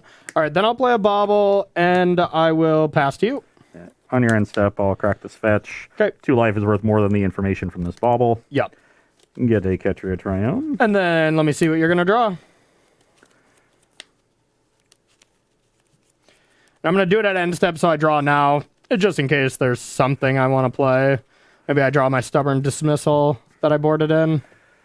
Ooh, may I interest you in a red? Not the best draw, but we'll take it. Done. I'll rebuy the Tarn and pass. Tilt, tilt, tilt. Okay, I will take a look at your top. Okay. Your average number of baubles drawn per game is very high. I know. I have been drawing a lot of baubles. So pretty awkward here that I did not hit the land. So I will Ragavan attack you. You Puts go me to 15. Yep. And I'll get another treasure. And now I think I just want to play this, even though it's awkward because I have to get rid of all of my cards. Maybe not. Because you can snap Bolt next turn, and as far as I know, that's the only thing you can do. So you can deal with my Regavan.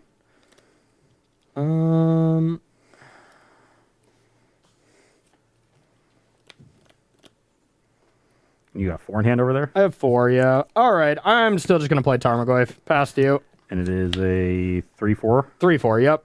Okay. Or wait a minute, no, I can't do that. That can just get bolted, right? That's not very good. Because you can just snap bolt If I snap bolted, I won't even have to minus Ren. Yeah, yeah. Okay, so that's not good. How about instead I just go with a Inquisition you? That just seems way better. Well, if Tarmogoyf couldn't die and I could pressure Ren, then I was more in. Okay, well, yep. Yeah, snap obviously gone. And pass to you. I'm still just not starting off at a lightning pace here, so if you get Reclamation Deluge, which it's gonna happen with Ren, I feel pretty bad here.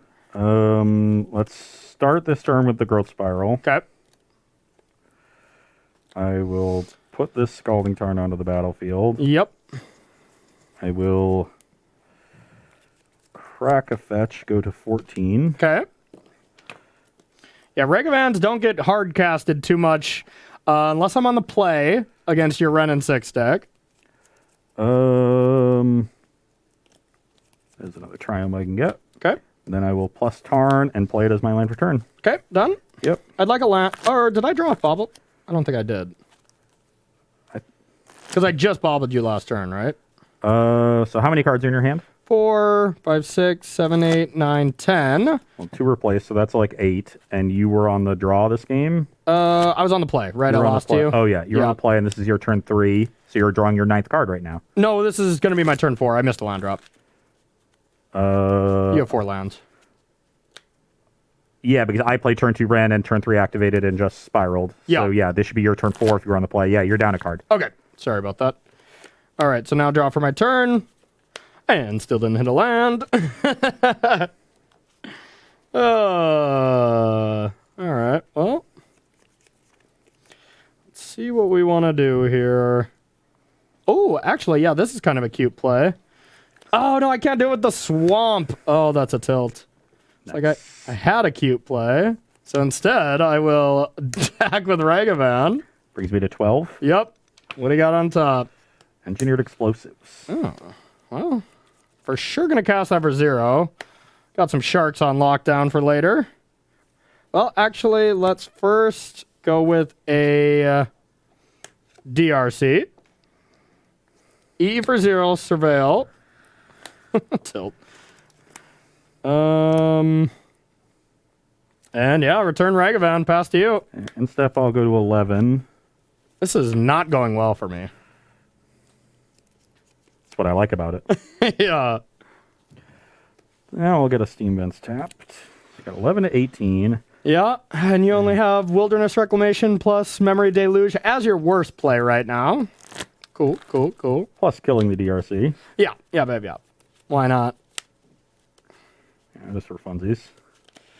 Yeah, instant sorcery artifact. Which means I don't think you can get it in response. So you're not playing Thought Scours or anything like that. Oh, I definitely can. I can play anything and surveil a creature. Oh, yeah, surveil, yeah. But what would you be casting? Lightning Bolt, Unholy Heat. For no value? Unholy Heat could just deal with rent if I hit a creature.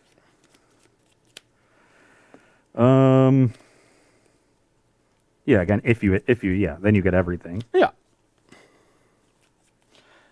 I wouldn't say everything since you got some red and 6s waiting in your hand, but...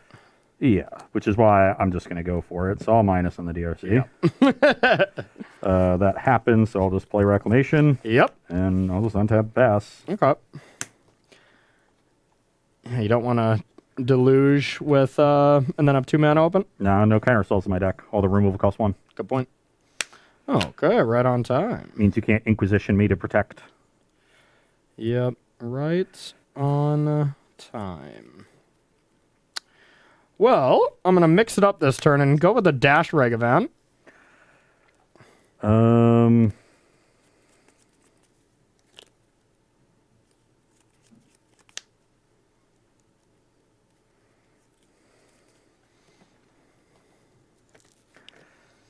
That is fine. You want to scry 2 in response, or you want to save that to your end step? No. Okay, I'll attack you. I will deluge. Okay.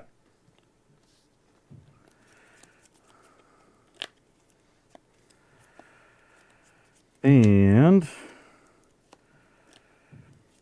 guess those two are fine. Okay. I will unholy heat the Ragavan. Wah, wah, wah. All right. Found the removal spell I wanted. Oh, I think I've entered the scoop territory already. I just can't win.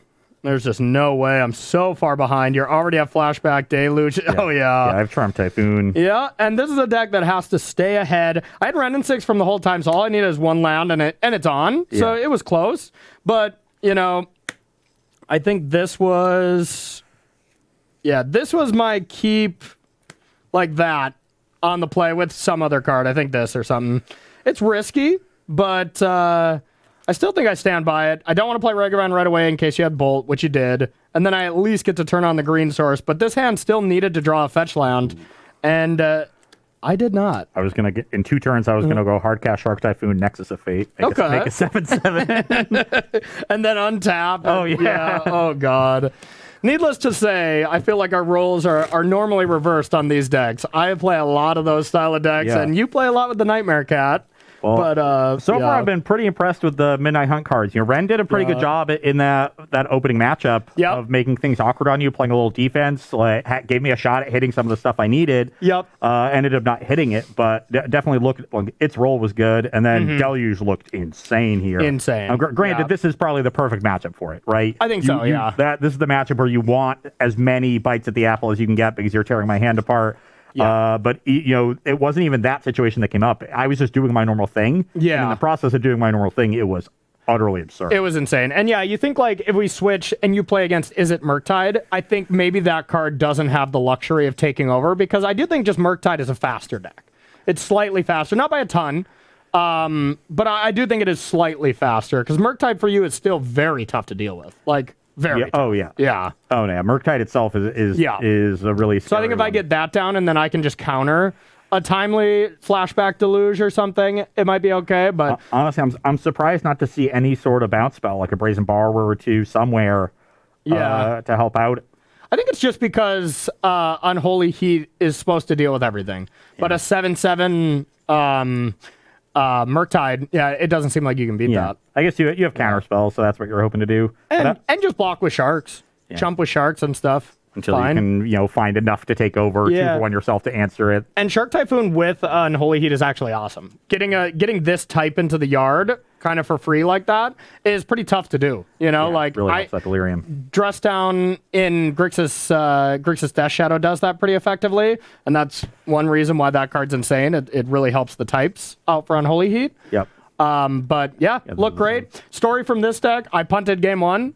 Where, you got unlucky to put myself in a position that I could win. I stumbled, and that's great for you. You're a deck that takes advantage of that, and you were ahead, but one small misstep let me right back into it. Yep. I found the cards I needed, and it just snowballed really quickly. And we've seen Reclamation do that time and time again in Standard, Historic, Pioneer, and Modern. So that's kind of what the card does. Very snowbally card. Pretty much. And then game 2, it was just I had a really awkward draw, and... Yeah, if I had a much better draw, I could have stood up to you if I was just doing things other than Ragavan. But I think I would have had to been doing a lot more because your draw was nice. Your draw was really good. Turn 1 interaction, turn 2 Ren 6 with turn 4 Reclamation plus Deluge. And the important thing is you had 2 Ren 6s. So you were hand disruption proof. Unless I had 2, of course, and then your hand actually was probably pretty bad. But then I do the third one, and I would have gotten you. Got him, but we don't have time to start a third game here, and it's 2-0. And I want to play the last match anyways. But we do have time to take a question if you have one, Justin. Yeah. Oh, sure. Let's see here. If this is from Nooner12, if my local Modern meta is 20% or more control, what's a good deck choice to hedge the matchups? Grixis Shadow for me. Grixis Shadow with 3 Croxa, I think, is excellent. I think Burn is actually pretty good against those decks too, right? Burn historically, but now the control decks have that new timely Sunset Revelry, Sunset right? Revelry is rough. I actually think the deck you just played is very good against control as well. Jund? Yeah, Jund. The Saga. Saga is tough for them, and you still have the discard spells, the pressure. So any of the any Rakdos based Ragavan deck, I think is going to be would be my go-to. It's basically those two decks. Which one that you're more comfortable playing? But I agree, both are great. Jund, it's easier to play, and Urza Saga is the card that you really hit them with. Now they have spreading season stuff to do like that, or you play Grixis Shadow, and Crocs is the card you hit, but then Rest in Peace is the problem. So it's really pretty much the same because they both, all the control decks basically play both of those cards. Yeah. I think it really comes down to what you're more comfortable playing. Therefore, you're going to play that better. But I agree. I would play one of those two decks to take advantage of control. Definitely, yeah. Just whichever one you're more comfortable playing. Shadow's a little bit more aggressive, a little bit more walking a tightrope. Yeah. Jund is a little bit more straightforward, a little grindier. But the nice thing against control, as long as it's not Jeskai, is you get to just go ham with your life total. Be like, yep, 17, 14, 11, Thoughtseize down to 9, and go to town. But if you have to play around bolts, it gets a little trickier. But Definitely. yeah. But most of them are Azorius right now. I think so, yeah. Mainly base Azorius, play one Ketri Triumph for prismatic endings and stuff. But yeah. Okay, so Let's do one more question One more? if you got one, and then we'll switch over. Let's see. This one was for Ross from Eternal Madness 2. Ross, will you ever revisit Blue Moon? So I've seen some Blue Moon in modern leagues, like that kind of data. A little bit more interesting now with Unholy Heat as a way to answer bigger creatures. You'd have to probably play Bauble just to hit Delirium, maybe Shark Typhoon as well. But that's definitely doable. My issue there, that's another deck that is actually quite good against other control decks. Very. Though this was before Teferi a Time Raveler. Which is a big deal that they could force through early. But that was the reason I really kept with that deck and played it longer than for a while, was because there was a lot of Azorius and Jeskai control around in those times. It was right after Jace was unbanned and Teferi was printed, Big Teferi. And so if your metagame is control heavy, Blue Moon is a control deck that is very good in control mirrors.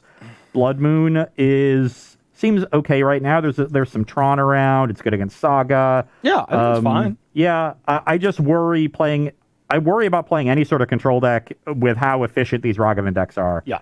They're just even if you have some bolts and unholy heats, and snapcasters and stuff like that. I fear it could be tough, but it's been a while since I played the deck. It actually seems pretty well positioned right now, and you get to play Archmage's Charm really well. Yeah. You get Counterspell now instead of your 2-mana Counterspells used to be so bad. So there's a lot of good upgrades there, and the red removal is good. To me, it's just a question of how far you have to go to make sure you can Delirium those Unholy Heats. And Shark Typhoon, Dress Down, Bishop's Bauble can probably do it. See, the thing that I'm thinking is, I just thought it was really funny because I had exactly what I was going to say the whole time, and you just kept feeding into what I was going to say, is every card you described is also an Izzet Murktide. You just play Izzet Murktide, and you sideboard Blood Moons, and you side into Blue Moon when you want it to. That deck can play that role. It already plays so many islands, where now you get to be the best of both worlds. You're a proactive Izzet Murktide deck game one, and then in the right matchup, which is 40% of the metagame or something, you essentially transform into Blue Moon. Because it's super great to even just go turn one Thought Scour, couple fetch lands, Murktide on 2, Blood Moon on 3, and now you have a threat, plus you're still doing the Blue Moon stuff, So that's what I just consider that deck the evolution of Blue Moon, Yeah, no, that's a good point. Yeah. Yeah, what is Blue Moon doing that Izzet Murktide isn't already doing? Except more. you get to be proactive as well in where the matchups that you want to be proactive against, Yeah, So, any sort of combo deck. Yeah. Control mirrors. Yeah. Yeah. Yeah. This is just play as a Murktide. just play Murktide, yeah. If you got to spare, of course, $1,000 cold hard cash laying around to buy Ragavans and everything, but I've got a kidney I can sell. yeah, perfect. That's going to be going up for auction at the end of the show, y'all. Yeah, it's actually our weekly sale. We're going to take a break and get that set up for you. We also have a third match that we're going to be playing for the marbles. So we're going to be gone for about 5 minutes. We'll get that last match set up and come back and finish out today on a Versus Live. Let's say goodbye to my kidney.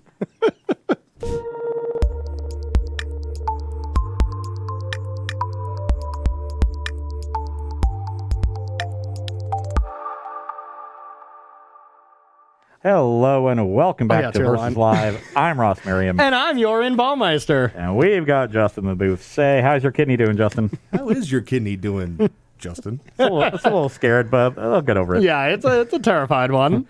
I put a bid in chat already, so. I haven't told them which one is going. Oh, okay. So we'll sit down and have a talk. Justin will be taking all of your questions, comments, concerns, and burns in the chat. Make sure to tag at Star City Games so he can see them and send his favorites over to us.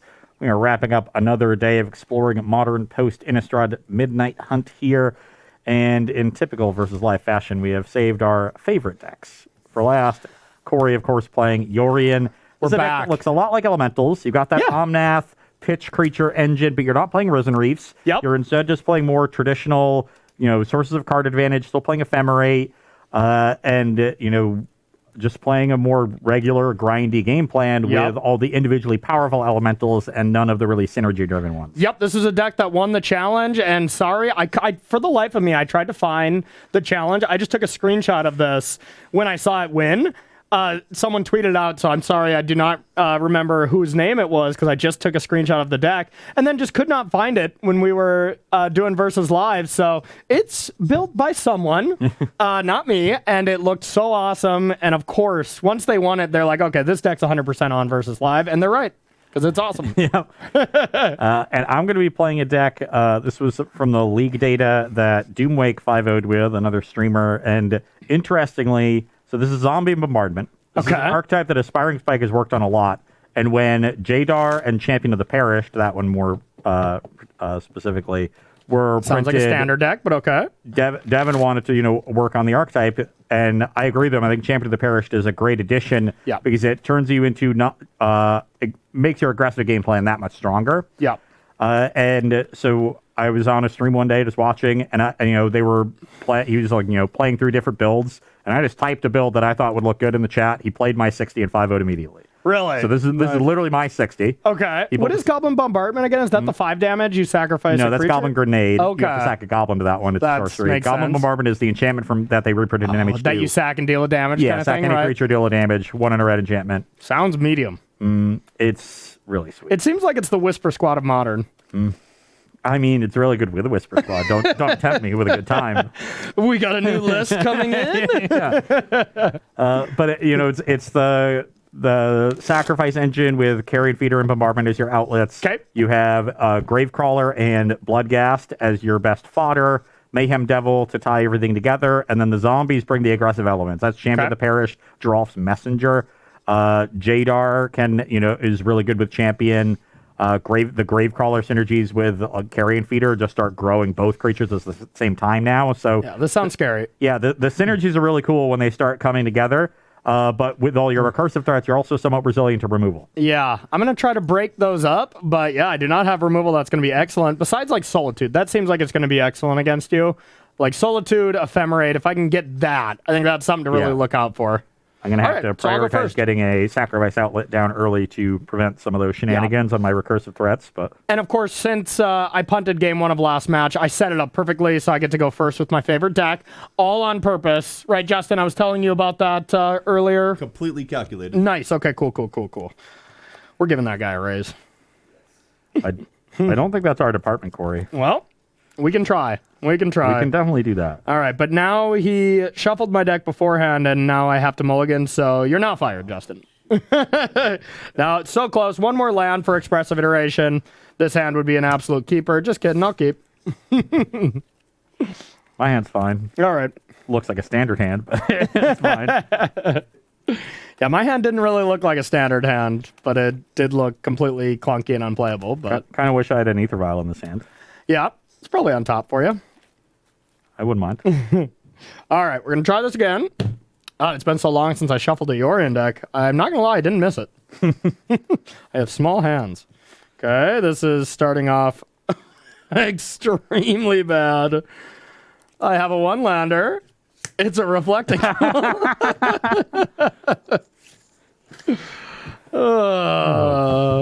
I'll take another mulligan. You got a question for us, Justin, while I shuffle into nighttime at the oblivion? reflecting pool. Yeah. Well, then I'd at least get a black mana, I guess, right? But Let's see. Big Jim wants to know, what do you think about Storm in this modern landscape?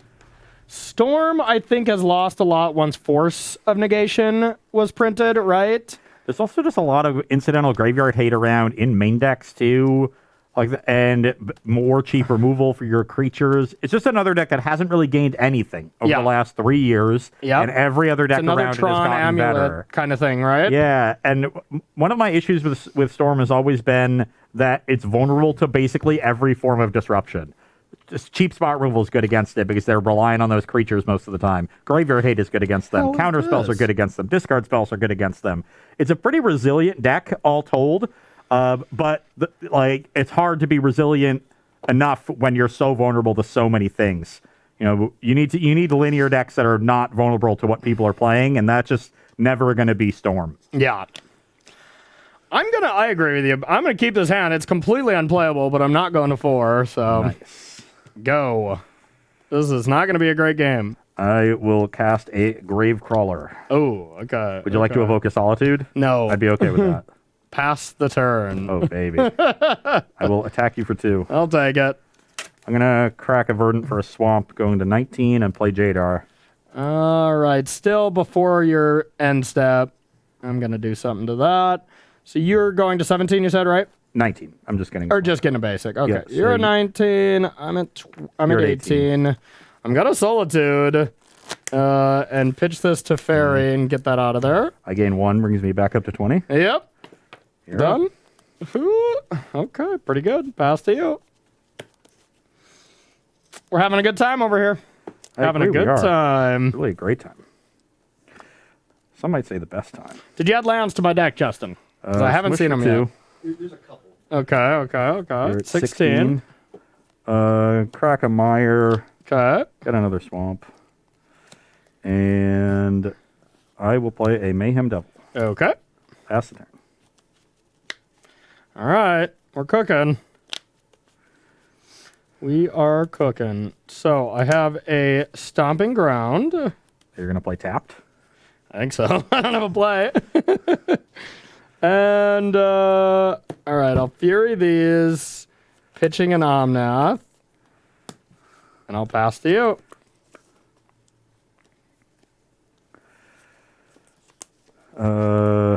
Champion of the Perished. Okay. Play Gravecrawler. Yep. Get a counter on the champion. Okay. Play Stitcher Supplier. Okay. Counter on the champion and mill 3. Sure. Mill Jadar, Cavern Jadar. Not bad. And then I'll pass the turn. Okay. All right, I have my first good spell I can cast. I got an iteration.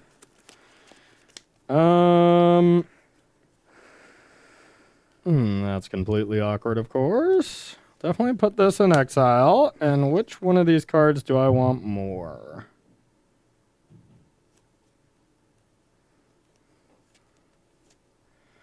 It's close. They're both decent. I think I'm going to put this one into hand and this one on bottom. Play the land, and I'll pass to you. 3 cards in hand. 3 cards. 16. 16. I think one of the ways I could lose this game is if Corey's 3 cards in hand are Solitude, Ephemerate, White card, Yeah, that'd be pretty good. which is probably difficult for him to even have. He's already used a Solitude and pitched 2 white cards to other incarnations. Yes. I will, still going to play around it. I think I can afford not to attack with Supplier, so I'll attack with Champion and Crawler. Yeah, no blocked. Take 5, go 11. to 11.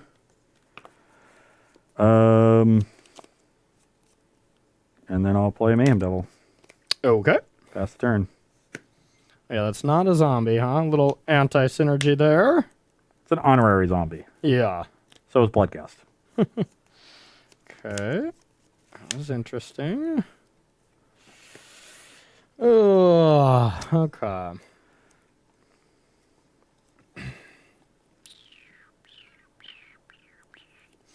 Think I want to just start with this. See what I draw. I like that sound. Corey casting things that just draw cards and don't affect the battlefield is a... Well, luckily my cards just do both, but Okay. I'm just wondering what I want to bounce. So champion, I could lower it. Mayhem Devil is a little bit scarier. They're both the same damage. You don't really have the sack synergies going on right now, but if you, like, let's say have one bombardment in your hand, then it can be still pretty bad. This is close. I think I will... It's also mana efficiency of you having to replay Mayhem Devil. All right, we'll bounce Mayhem Devil. A draw. I will play a land and pass to you. Or wait a minute. Do I want to do that? Sorry.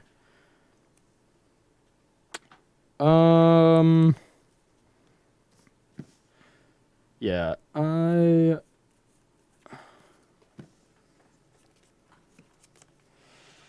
drew a card that I can play. Maybe wants to evoke another incarnation. Yeah, I'll do that and kill these again. That's pretty cool. Yep. I've had some pretty disgusting turns, to be honest, yeah. After not doing anything for multiple turns. Yep. And then I will play a Drolf's Messenger and put you to 9. Okay, I'm at 9. Pass the turn. Interesting.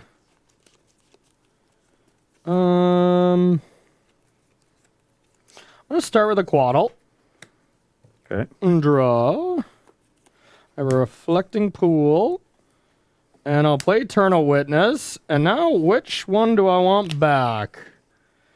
Fury is still good. I think it's one of these two. Solitude hits your Messenger, which is the scariest card for me right now. Or Fury can hit like your Mayhem Devil plus... That comes back with a +1/+1 counter on it, right? Yep. Okay, so I probably don't want to block that one. This also just has lifelink, so I think I'm going to go with that. I'll return that to my hand. Pass to you. I'm surprisingly in this game, and I can't believe it. One Ephemerate, and I think you're just in trouble. You know?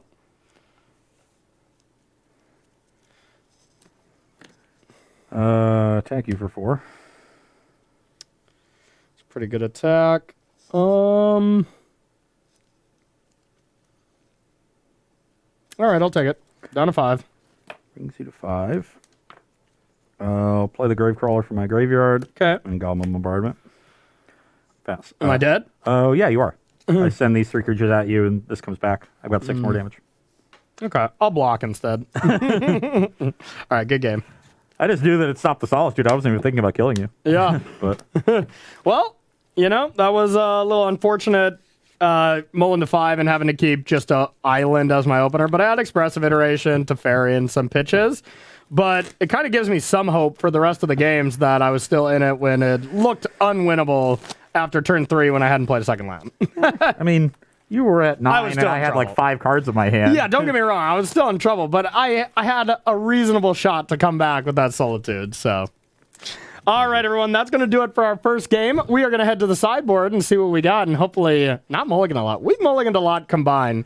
Mulling to 4, I mean, like at separate times. Mulling to 4 2 different times, mostly from you, but... Yeah, I've mulliganed like 6 times to your 2. But it hurts way more when it's me. So we're going to take a short break. If you want to mulligan 4 more times in this match and even it up, I'm happy to let you do that. Don't threaten me with a good time. So we're going to take a short break and be right back with sideboarding here on Versus Live.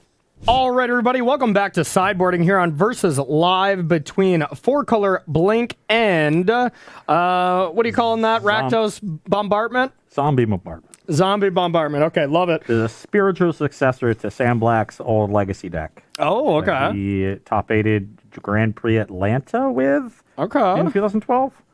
He's very good at winning tournaments with weird 2-mana spells that people aren't playing, like Summer Bloom. I mean, that deck had Tidal Sculler in it, a lot more discard, Faithless Looting, Cabal Therapy. Okay.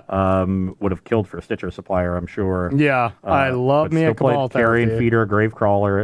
It was really cool. Awesome. Okay. Living Souls too. From my end, I'm going to be taking out Counterspell and Titania. I don't really need to go way over the top of you. Omnath is enough. You know, you already kind of struggle to deal with that, so I don't really need my big hitter here. And then taking out one Wall of Omens, usually that's kind of weird against an aggressive deck that has 3 power. And honestly, this could still just be wrong, and actually, as I talk it out, I think it is wrong. But then we're going to bring in Pass, Timely, Fire Spout, and then Endurance for your graveyard shenanigans. But I am going to find a card to take out for that, because I do think it seems good. And I am indeed scared of Omnaths, so I'm going to be bringing in my second copy of Bone Shards. I think Jadar is the creature that is most easily blanked by Corey's creatures when it's attacking, so that's the one I'm trimming. All right, I got to win these last 2. Ross just has to win 1 to lock up these old marbles. I'm pretty bummed about that last game, because I felt like if I had a decent draw, at least I would have made you use the other 5 cards in your hand. To me, it's just evening out. You know, I mulligan to 4, you mulligan to a bad 5. Oh, we're nowhere near even. You've mulliganed way more than me. I'm also Amulet, mulligans pretty aggressively. Yeah, that's true. The Wreck deck mulliganing twice, that's a little different. Yeah, that deck's pretty consistent. I also if you had have pretty creatures good and draws. land, yeah. Either way, it's been fun show so far. Gonna get this last match going. And Justin, you got a question for us at all? Yeah, let's see here. UBRG wants to know, now that Modern Horizons 2 has settled into the metagame, do you think there's any ban-worthy cards to look out for? Nah. Bobble still. I'll still make a case for Bobble, I think, as the number 1. That would be the only card I can hear an argument for. It's just Bobble everywhere, and it facilitates these decks. It's not as bad as like Opal that facilitated so many decks, but it's in that vein where, it's just, we see that in every single deck, and that's what gets to be ban-worthy for me, when it just increases every deck, But I'm still on the no bans. I think Modern's excellent right now. It's so good. Bauble is one of those cards that also allows the decks to be as efficient as they are without increasing their level of inconsistency. Yeah. And because with the synergy with Luris, you still have that strong late game built in, so you don't really have to put the late game into your main deck. Yeah. So you can have more cheap spells in your main deck. There's a lot of cascading factors that make Mishra's Bauble more effective than just a fancy opt. Yeah, I forgot about Luris too. That would be my other case. Honestly, none of the MH2 cards I want banned, but if any had to go, I think it'd be Luris and Bauble, because Luris makes deck building way less interesting. People just play the cheap stuff, and both cards kind of homogenize the format. So, I don't know. Those would be my only cases, but honestly, Ragavan's a 2-1, so like it's fine. But I do think without Bauble, the deck building becomes a lot more interesting, because you'd have mid-range decks that get rid of Luris and just have harder hitting cards in their deck, and they're able to win those matchups, and ones that are a little bit more efficient, they use Luris as their late game. So I think you would create more room for that. So if anything had to go, I would say one of those two. Oh, yeah. But not both. Because then who knows what Pandora's box of decks we open up, But all right, I have lands. I'm going to keep. I also have lands, so I'll keep. Okay. I will play this and pass to you. I will play Cavern of Souls on Zombie. Okay, thank God I took out my counter spells. Champion of the Parish. Okay. I'm going to sack this. I think I have 2 Triomes. Let's get this one first in case I draw a Prismatic Ending for you. Or, I already have Prismatic Ending for you. Excellent. Okay. I will draw. Did not draw Prismatic Ending, but I will just say go.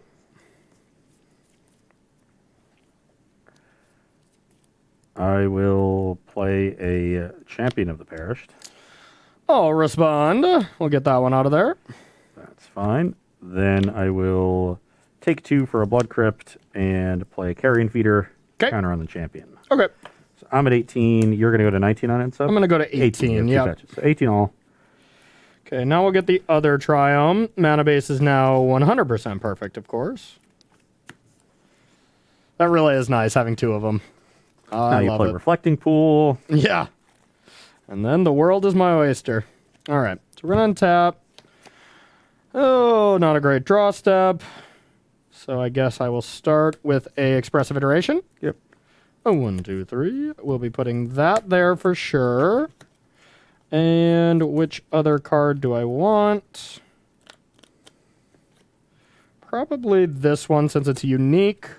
We'll put this one on bottom. I'll play this, and I will pass to you.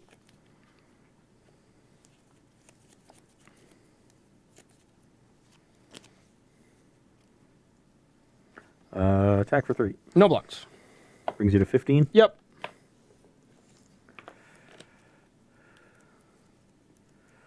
Play Black Loot Cliffs and a Goblin Bombardment. Goblin Bombardment. Okay. Pass turn. And step, I'll sack this. You go to 14. Yep, let's get green, white, I think. Don't think I have another Triome.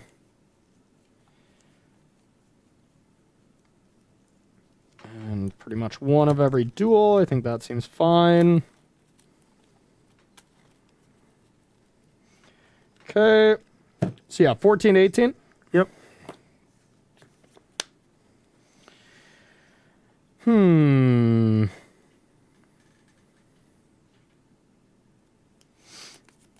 Now, what do we want to do?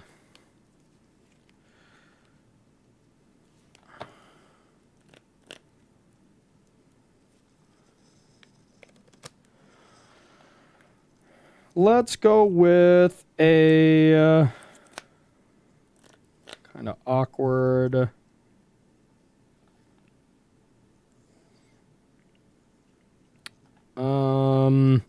Just gonna go with a fire spout. I guess I'll deal 2 to you. I'm at 12. No land drop for me, so I'll pass to you. Interesting. Is it though? Not really.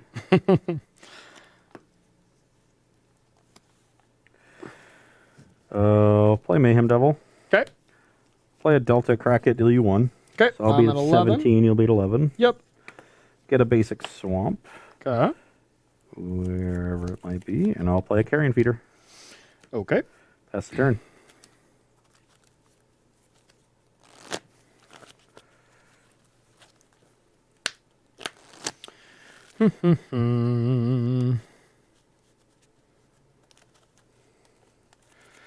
Really awkward again.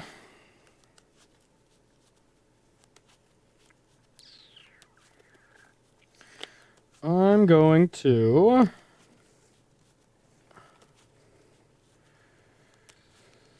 cast an expressive iteration. Resolves.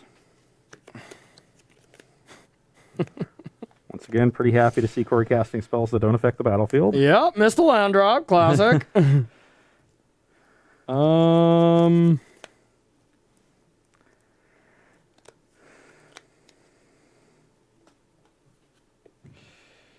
put this one into my hand, I think. Get rid of this. Yep, that was a tilt. And I guess I got a prismatic ending for this. I'll sack it to the bombardment to deal you 1, and then 1 more with the devil. So you go to 9. Yep, I go to 9. And I'll pass to you. Attack for 3. I will Solitude and pitch this Wall of Omen, starting this. I'll sack it to bombardment, deal you 2. All right, I'm at 7. And that does let you barely live. Dang it. Drolf's Messenger, put you to 5. Okay. So I could sack it, deal 1, put Corey to 2. It comes back, goes to 2, and then sack it again. That leaves him at 1. So fetch lands are turned off at this point. Okay. And I'll pass the turn. Tilt.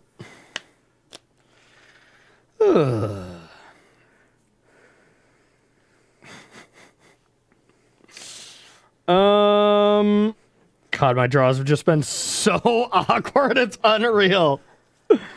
Oh, God. I'm guessing there's 2 Omnaths in your hand. Maybe 3. Probably have another iteration. Such a tilt. Maybe like a Bolt or an Unholy Heat. Even Prismatic Ending's not very good. My favorite part about these decks is that they're aggro decks where the cheap removal sometimes isn't good. Yeah, right? Right. But you still need it when you have cards like Champion of the Perished, which is why I think this was the perfect card to round out a deck like this. Really makes it be able to play aggro and sort of synergy attrition like sacrifice decks often do. Thinking what I can do here, and I think it involves me top decking. Yeah, I can believe that. I'm gonna go for that. I got a Teferi. Okay.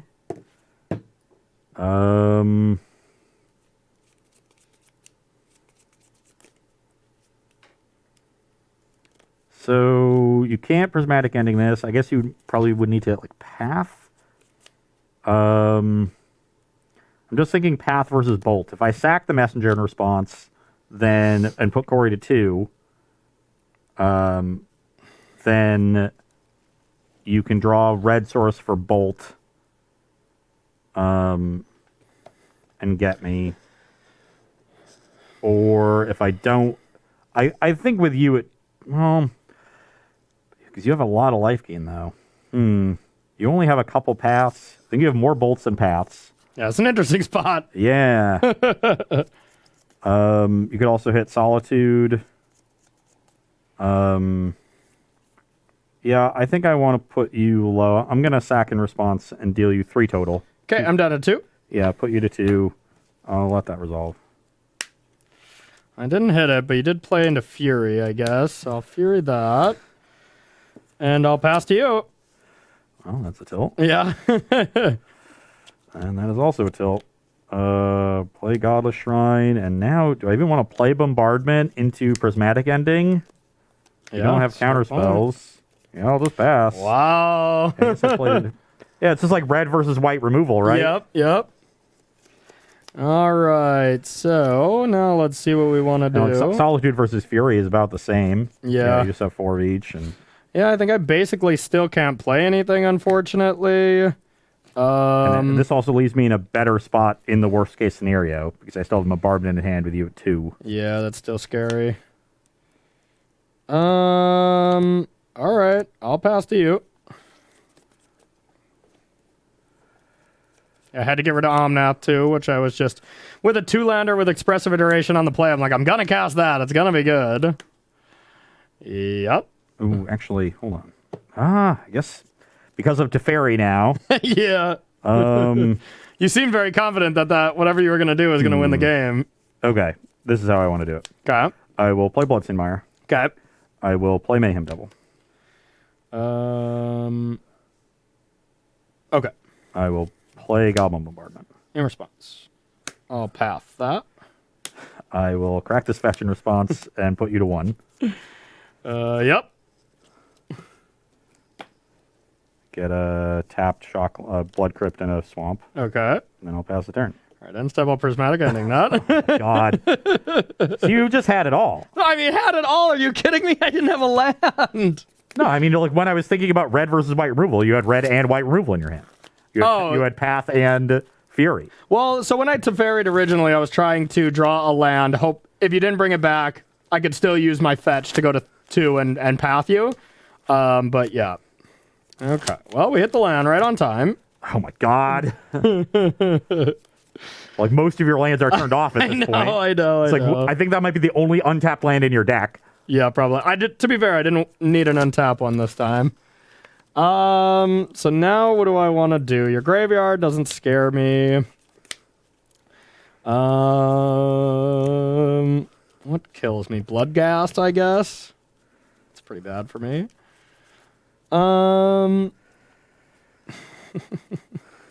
What a game of Magic, huh? I am going to just say go.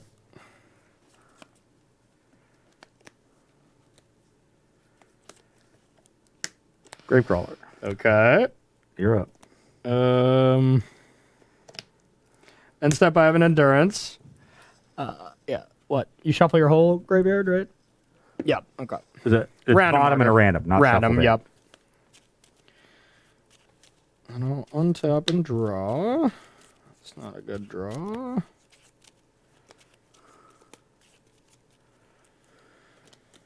I'll tick up.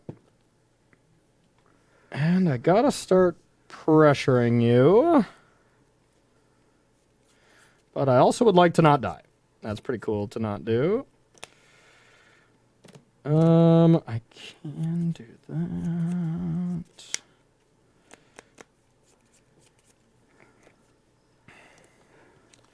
I'll attack. I'll go to 14. And I'll pass to you.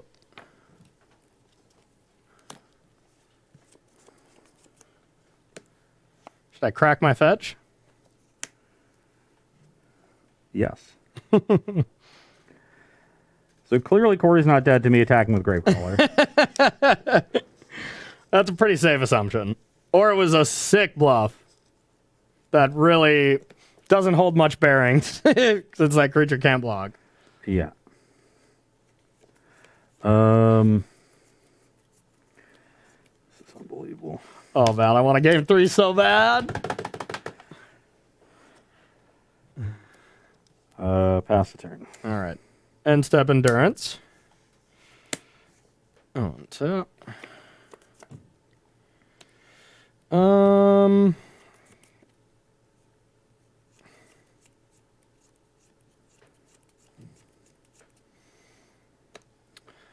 am going to bounce this. Average draw. I'll attack for 6. I go to 8. I'll cast Timely Reinforcements. I'll just gain 6. Go to 7, and I'll pass to you. Yeah, obviously. But that's still pretty good. Uh-oh.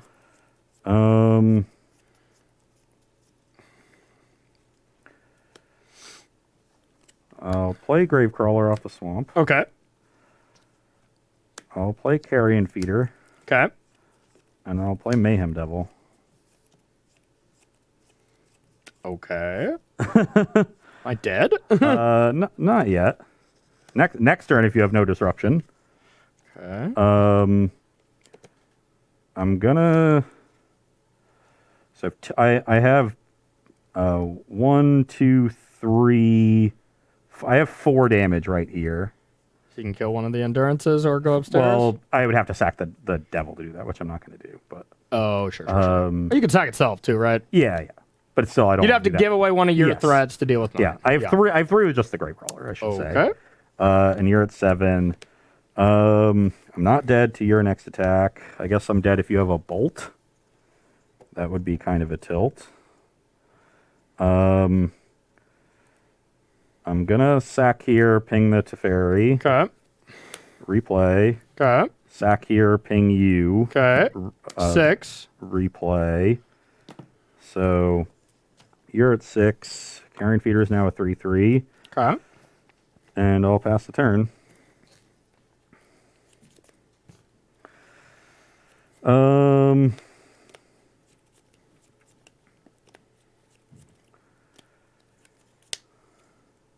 Oh, wait a minute. Sorry, I might just be able to kill you instead. Instead of giving you the option. I mean, I was gonna block.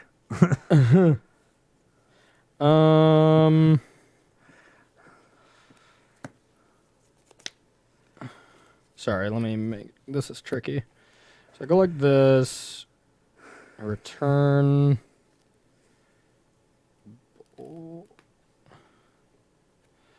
Okay, so I have Witness. I can return Bolt. That's lethal. And then I have Ephemerate with this to return Path. How are you casting all these cards? Oh yeah, I need a free I guess you spell. are. I do need a free spell, I guess, huh? So maybe forget I had any of this. This is tricky. Did you just put the path in your hand? No, it's right there. Okay. All right, well, I can't kill you, so I just have to attack. Okay. I was planning on blocking regardless. Yeah. So I'll block 1.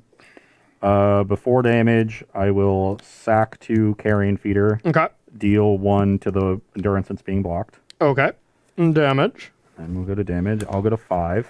You go to 5. Then I have Eternal Witness to return. Just return path. And Yeah, just prismatic Yeah, ending, prismatic I ending. guess. I'll prismatic ending that, and then I'll pass to you. I'm just having Ephemerate up. That was close. I had Witness, Ephemerate, but I don't think there was a way I found lethal. If this was a red or a white card, then I would have, but now I don't think this does it. Yeah, maybe it gives you something, though. No, I mean, like, what can it give? Yeah, give me you more just grave get crawlers that non-blockers, that right? can't block. Okay. Yeah, and you just witness back another kill spell. Yep, exactly. Or Witness back the bolt to kill you, so... Woohoo! I guess I'm not supposed to sack, but if you hit the... I thought... If you didn't sack and I hit fetch line and path you, then it's worse for you. Yeah, much worse. So that was my thought process, was it's about even. Like, you've got white removal, red removal, it's 50-50. Yeah. But if I play into the red removal, I have Goblin Bombardment in hand and you're 2. So I guess the thing that you weren't essentially playing around was the Fury and Solitude. Like, at least when you were talking it out, you weren't saying those two things out loud. Yeah. So I guess sacking it plays around Solitude, but it doesn't play around Fury. And the same with Path and Bolt. It's just white removal versus red removal. Yeah, I think not sacking it, you don't play around Solitude and Path. But if you do sack it, you play around everything but Fury. So you just picked the wrong one. But you had a higher percentage. But Bolt also punishes me. I guess you would need the red source, right? Yeah. If you and Path, you would need the white source. So those are less likely. Yeah, so it's red cards if you sack and white cards if you don't sack. That was an interesting But game. sacrificing puts you in a better spot if you hit, versus the worst case scenario is don't sack and you have white removal. All right, just like the World Series of Poker, where you get all the millions on the table for the final game, we're going to do the same. The other thing I could have done pour all the marbles was the other thing I could have done that might have been good is literally just throw the messenger away and put you to 1. Just literally put you on 1 with bombardment in hand. Because you did Mayhem Devil me with that fetch line to kill me. That would have killed me. Yeah. Because I don't play counterspells. So if you did that, you won the game. Or if you just didn't sack it, you won the game. So you picked the only lines that lost you the game, but they were not misplays. They were playing around different things. It still puts me in an awkward spot against the Teferi, because I have this land and I have bombardment and a card in hand. And if I draw a creature, which is what I'm trying to do, then you're able to just deal with stuff at instant speed in response. And weren't we just talking about why this list was playing timely instead of that other card, but the extra 2 life saved me from lethal there at the end, I think?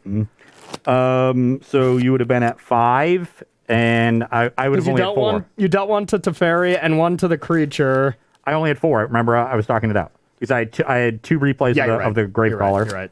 But I wouldn't have been able to use my fetch land, I guess, but I didn't need it. So, I wouldn't have changed it. All right, final game, y'all. For all the marbles. That was a great game, though. That was a great game. It was okay. It's okay. Oh, Ross. I love you, buddy. All right, what do you got? What do you got? Jesus Christ. We like that. No, this hand's just not good enough. 5-lander. This hand is not amazing, but I have one card that is pretty good in this matchup, and we can cast our spells. We have no matter what, I can hit some land drops, so I'm in. So far, I don't even know the exact land count, but so far, I want to do the very common thing of add 1 land, please. But to be fair, I haven't drawn Utopia Sprawl or Abundant Growth, the 1 drops that you kind of want to start with. And you know what? I'd like to cast Yori in this game, but it's not really the type of matchup that I get to do so, unfortunately. Yeah, you've been under a lot of pressure, been using your elementals aggressively. Yeah, I had.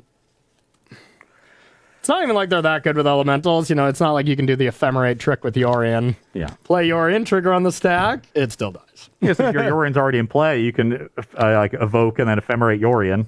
Oh, that's a bucket lister. All right. I know what I'll have to be doing on my streams this week. Trying to accomplish that line.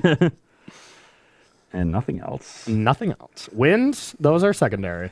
Okay, this is an easy keep. I'll put that one back. I will Cavern on Zombie and play a Vial. Okay. Is that an uncounterable Vial? Is that a zombie creature type? Okay, I'll play Heath and I'll pass to you. It's another honorary zombie. Okay.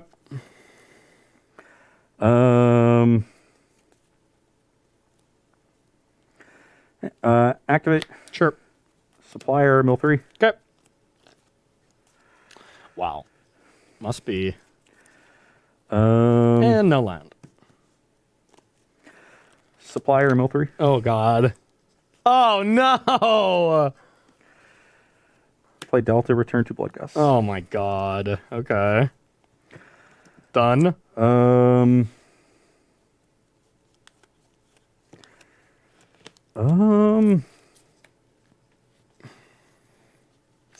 don't like this draw from you. This is quite explosive. I think I am. All right, I'm going to sack this, get one of the triomes. Don't think it matters too much. I think Ketri is fine. 19. Yep. Oh, I am terrified. That is not a great battlefield for me. Okay. Bloodgast is a good Magic card. Yeah, it really is. And my draw is not overly impressive, but I was just basing it off of your last game where you didn't do all this. So I am going to play this land and pass to you. On my upkeep with the Vial trigger on the stack, I'll activate it. Okay. Put in Carrion Feeder, and then I'll put it to 2. Okay. Draw. Yep. I will attack for 6. Yep. I'll take it. Puts you to 13. Uh-huh.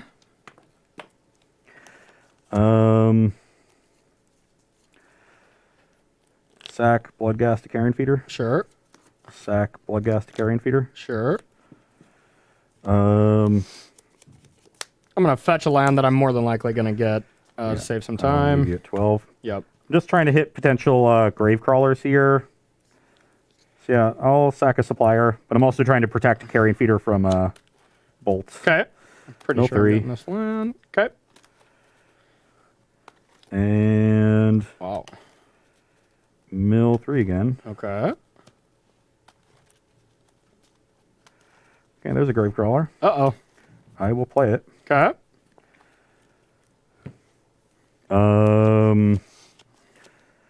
Do I want to play more stuff, or do I kind of do want to play more stuff. Yeah, I'll crack this. I'm going to go to 17. Okay. Get a Blood Crypt. Okay. Return the 2 Blood Ghasts. See that Okay. blood synergy going on? I like it. And I will cast another Carrion Feeder. Okie dokie. Pass the turn. All right, so I'm getting this. I'm going to 12. You're at 17, right? Yep. I got a Quaddle. Draw. Untap. Yep. Draw. Ugh.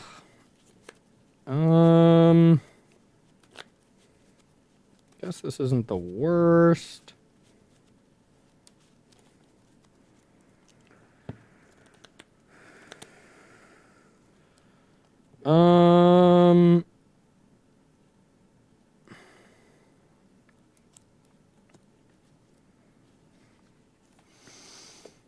I have a land. I'm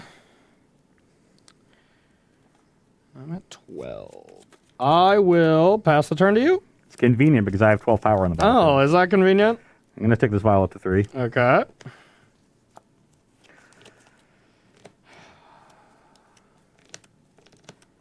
You're supposed to do slower things this game. My hand needed a little time. Yeah. You need 3 others. If you have another Coatl, that could be awkward. Because then they'll both have Death Touch. Yep. Don't really want to lose both of my Carrion Feeders that way. It's definitely a card that makes sense with Corey not doing anything. So I guess it makes sense you do not have the card Mayhem Devil in your hand. Unfortunately, no. Yeah. No, I'm not just straight up packing up and heading to thanking some subs and sponsors. Yeah. Maybe we get to play a little bit of Magic. Yeah, I'm going to leave the big feeder back. Okay, I do have a Quaddle. So I'm going to drop. Yep. I will block here and leave my other Quaddle back. I'll have you take 6. Okay, I'm down Go to 6. Let's trade. Yep.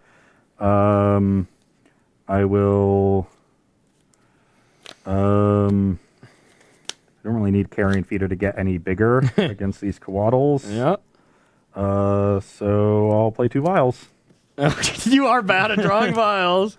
Well, I have the best card in my 80 for this situation. I have the Timely. Yeah, I mean, you can sack all your creatures, I guess. That's the Timely again. I mean, these are just going to trade for the creatures next turn, aren't they? Isn't that how that's going to work? Yeah. So, yeah, I'll just let this happen. Okay. So you go to 12. All right, I get 3 Shaheens, right? Yep. Human Do Shoulder. you have another land? I do. I have one of these, and An I'll... important fetch land there. Yeah, it is. And then I'll pass to you. Okay, I'll get counters on these 12. wilds. Yep. This is a wild game. I will attack you for 6.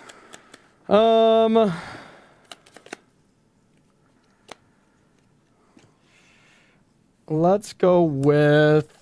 I think I want to split up the blood gas, where if you have a land, you only get 1 back, I guess. Maybe that doesn't even do anything, because you automatically get Grave Crawler back, so I'm going to go like this. Okay, block the blood gas, you go to 10. Yep. Guess that does give him haste. No, that's okay. Okay. Sack Gravecrawler to Carrion Feeder. Yep. Cast Gravecrawler, hold priority, activate. Okay. Put in champion. Okay. Gravecrawler comes in, get a counter. That was cute. Yeah. Do you feel good about yourself? I wanted to make you respond to the activation of Carrion Feeder if you had it. Then Yeah, I'll do it sack again again, and recast. Okay. I'm going to go down to 9. I'm going to get my other Triome. No matter what, I have another fetch land, so you'll have to respect the snow next turn, so I don't have to get it now. Ross, what's your life total? I am at 17. And I'm at 9. Gotcha. All right. I have 1 bad draw in my deck. Another vial? It's the 4th vial, yeah. All right, I have Omnath.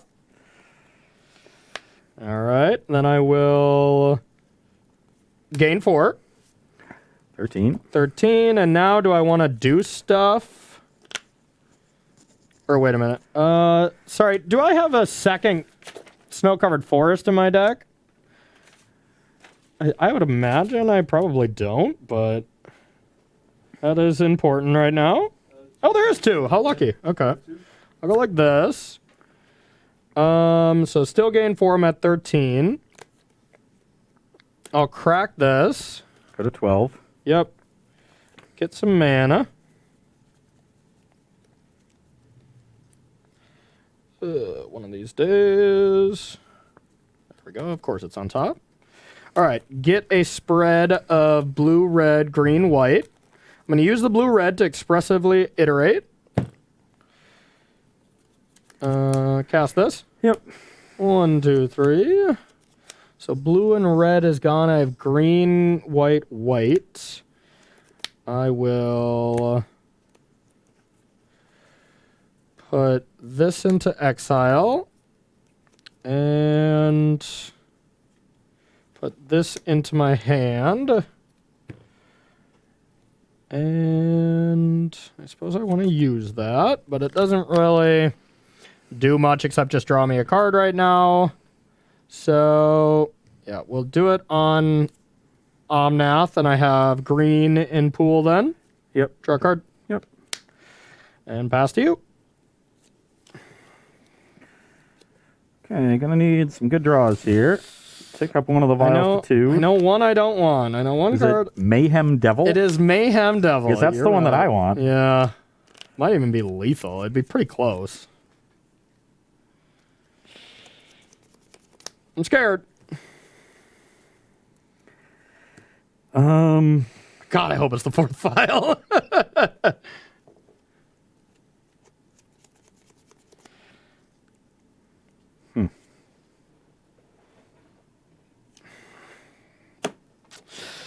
What a way to end versus live, huh? We just had 3 tense games. Even game 1 with me mulliganing a lot. That one was not very tense. It was still kind of... It started to get tenser, but yeah, it wasn't very It wasn't tense. close. Yeah, okay. Activate vial. Sure. Okay, we're fine now.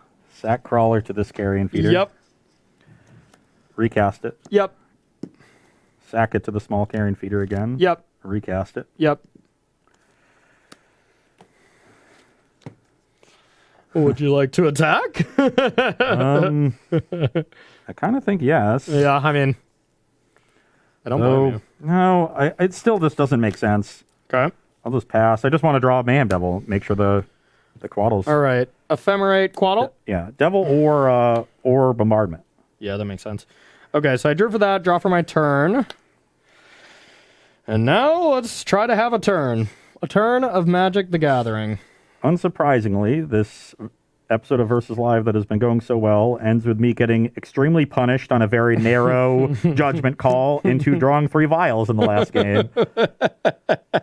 Would we have it any other way?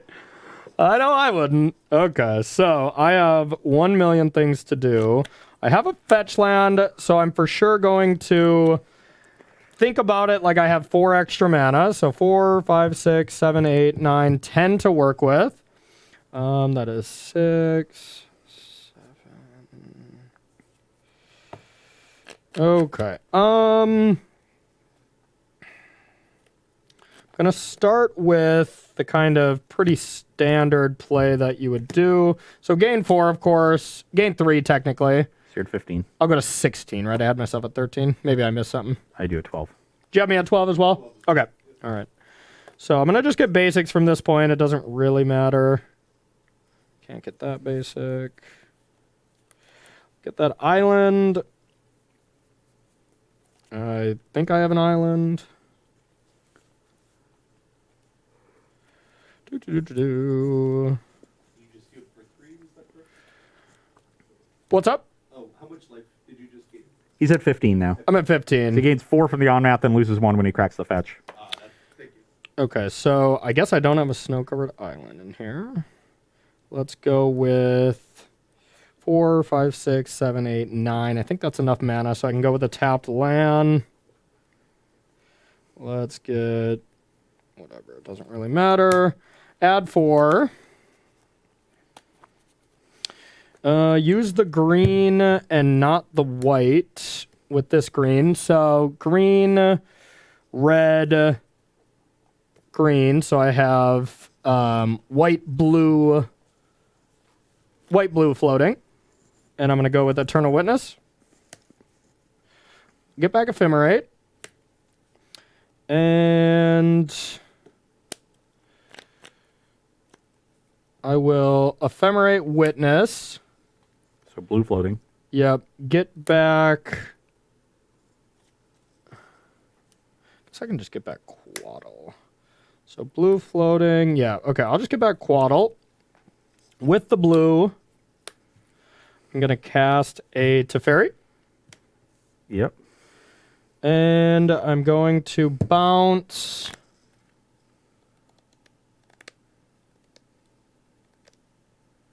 Just the big champion, I suppose. Sack it if you'd like.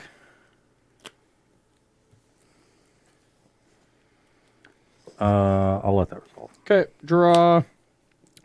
Now, I could attack with the 1 Quaddle if I'm feeling froggy. I am not, so I'm going to pass, and I believe I have to discard.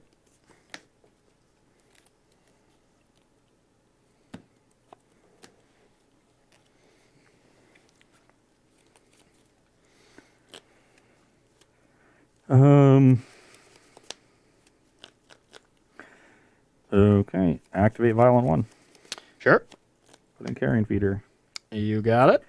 Sack Gravecrawler to the new Carrion Feeder.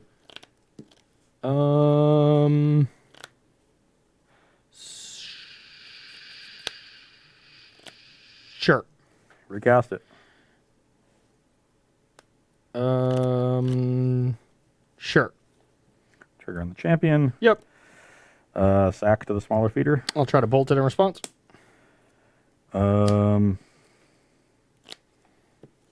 That's fine. Okay. Recast Gravecrawler. Yep. Activate Violent 2. Yep. Put in Jadar. Jadar, yep. Go to end step. Yep. Get a zombie. Okay. Counter on champion again. All right. I will untap Ephemerate, get back Ephemerate. Yep.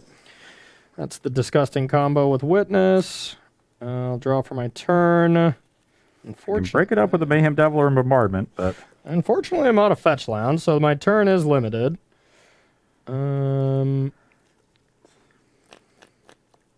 we're sure going to tick up. And yeah, I still don't really have that much going on.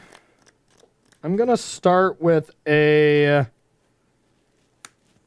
Ephemerate on Witness. Target. Expressive Iteration. It's slightly risky, I guess. I have a lot of green mana. Yeah, whatever. Blue, red. Iterate. In response, I'll sack the Decayed Zombie to the feeder. Okay. Make sure it's 4 toughness against the potential bolt while Corey has no red up. Good call. Okay. Iterate. I will put this over here, this into my hand, this on bottom. I think this is a game that's going to involve Yorion.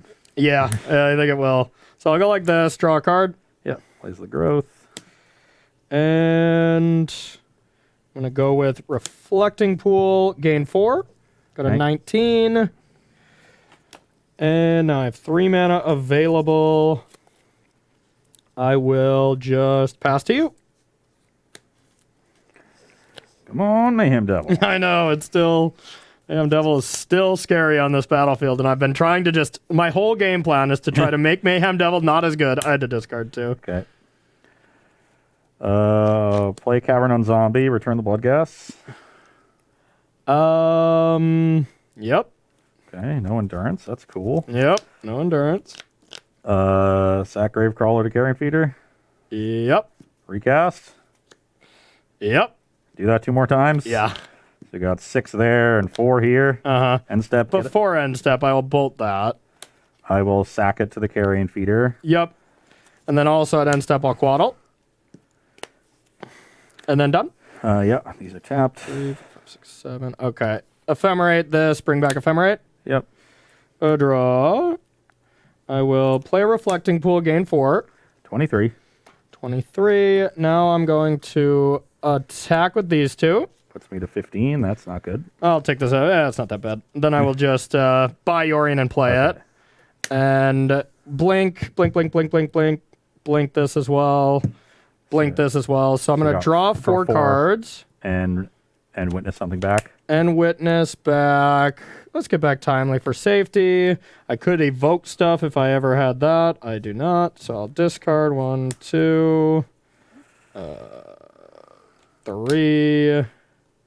Discard this timely I just picked up. And yeah, your go. Oh wait, I gotta discard 1 more. Wall of Omens. Okay. Activate Violent 1. Yep. Nothing. Okay. Activate Violent 3. Sure. Put in Mayhem Devil. Uh-oh. Uh-oh. Sack Gravecrawler to Carrion Feeder, Mayhem Devil down a Coatl. Yeah. Recast Gravecrawler. Yeah. Sack to Carrion Feeder, Mayhem Devil down the other Coatl. Yeah. It should be on a 4. Did I already put this up to 3? I don't think it matters. I don't think it matters either, but... Recast. Just goes up to 6. Oh, I should have Ephemerate. No, I've returned that one. That's right. Okay. Then I will also sacrifice to Gravecrawler and ping down the Witness. Okay. Recast. Yep. We need a 13th counter on Champion. Okay. And I definitely want to get the Shaheen out of the way as well. I don't want that chump blocking, so I'm going to sack one of the Blood Gas. If you have Endurance, I don't want to... You clearly don't. You would have broken this up. But if you draw it next turn, Yeah. I don't want that to happen. Oddly enough, I want to deal with the Teferi. Yeah. My creatures are so absurd. big. So I'm actually... You're at 23. I guess if I send them at you, I force 1 chump block. Yeah. If I send them at Teferi, you might just let them... But like... I guess I could put Teferi below 3. This is absurd. I would be giving up everything to an Endurance, but it's clear you don't have an Endurance right now. Can't attack with this, but... I would say, well, I could sack these 2 after combat and put Teferi to 2. Yeah. So it can't bounce, which I kind of like, because this is going to force one of these to block. Yeah. So yeah, I'm going to attack you. Me with both? Yeah, so it's only for 27. Well, I'm going to block the biggest one. That's this one. So you take 13. And actually, 10. I'm going to... Well, you should block this one then, because I'm going to sack these. That's my plan. Block the so you're biggest gonna one. you're gonna take 14. Okay. So it puts you to 9. I'm going to put the Teferi to 2. But I was at 20. Yeah, okay. Yep. Teferi's now at 2. This has 2 more counters. Okay. You're at 9. And I'll pass the turn. Wow, that was disgusting. You Okay. still have a million cards in hand. I know, but they're not that good. They're not that good. Okay. And endurance will be unbelievable. Yeah. You also now have a timely. I have a bolt here. So I will sack and deal 1 to Teferi, I guess. Okay, I'm gonna take it back up then. And now it's like I have to. I have.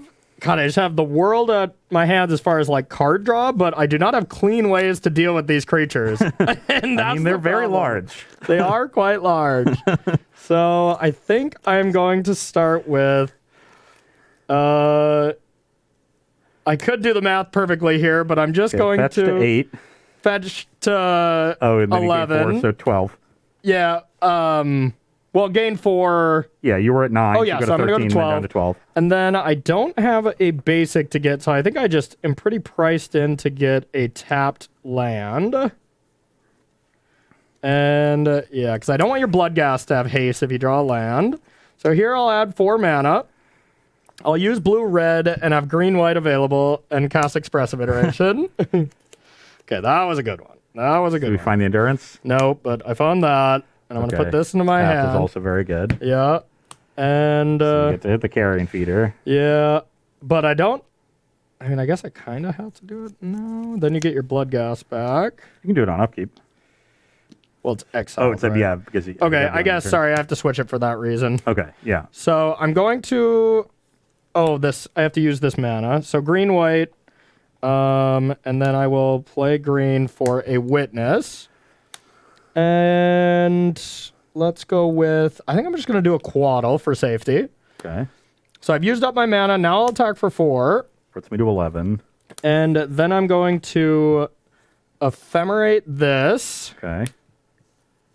Draw a card. Draw. Ooh. That's pretty good. Slightly awkward, but good. And I have no mana, so 1, 2, 3, 4, 5. Then I will. I already ticked that up. I will just say go. And upkeep. I suppose it's better to get rid of this carrion feeder. Yeah. So let's do that. I'll path that. I'm going to let that happen. Good call. Assuming I have a swamp in my deck, which I've milled a lot of cards. Yeah. Okay, I have 2 basics left, so Okay. 1 after that. Okay. That will return the Bloodghast Yep. They do not have haste now. till I draw Mayhem Devil. Yeah, At least I don't have the sack outlet. yeah, that's true. Mayhem Devil is not good anymore. I finally got into a place 5 turns later that Mayhem Devil doesn't just kill me. Okay, come on, Goblin Bombardment. Yeah, yeah. That one wouldn't quite get there. Yeah, Exactly. it wouldn't get there exactly, but it would be good, of course. You're up. Yep. Gravecrawler.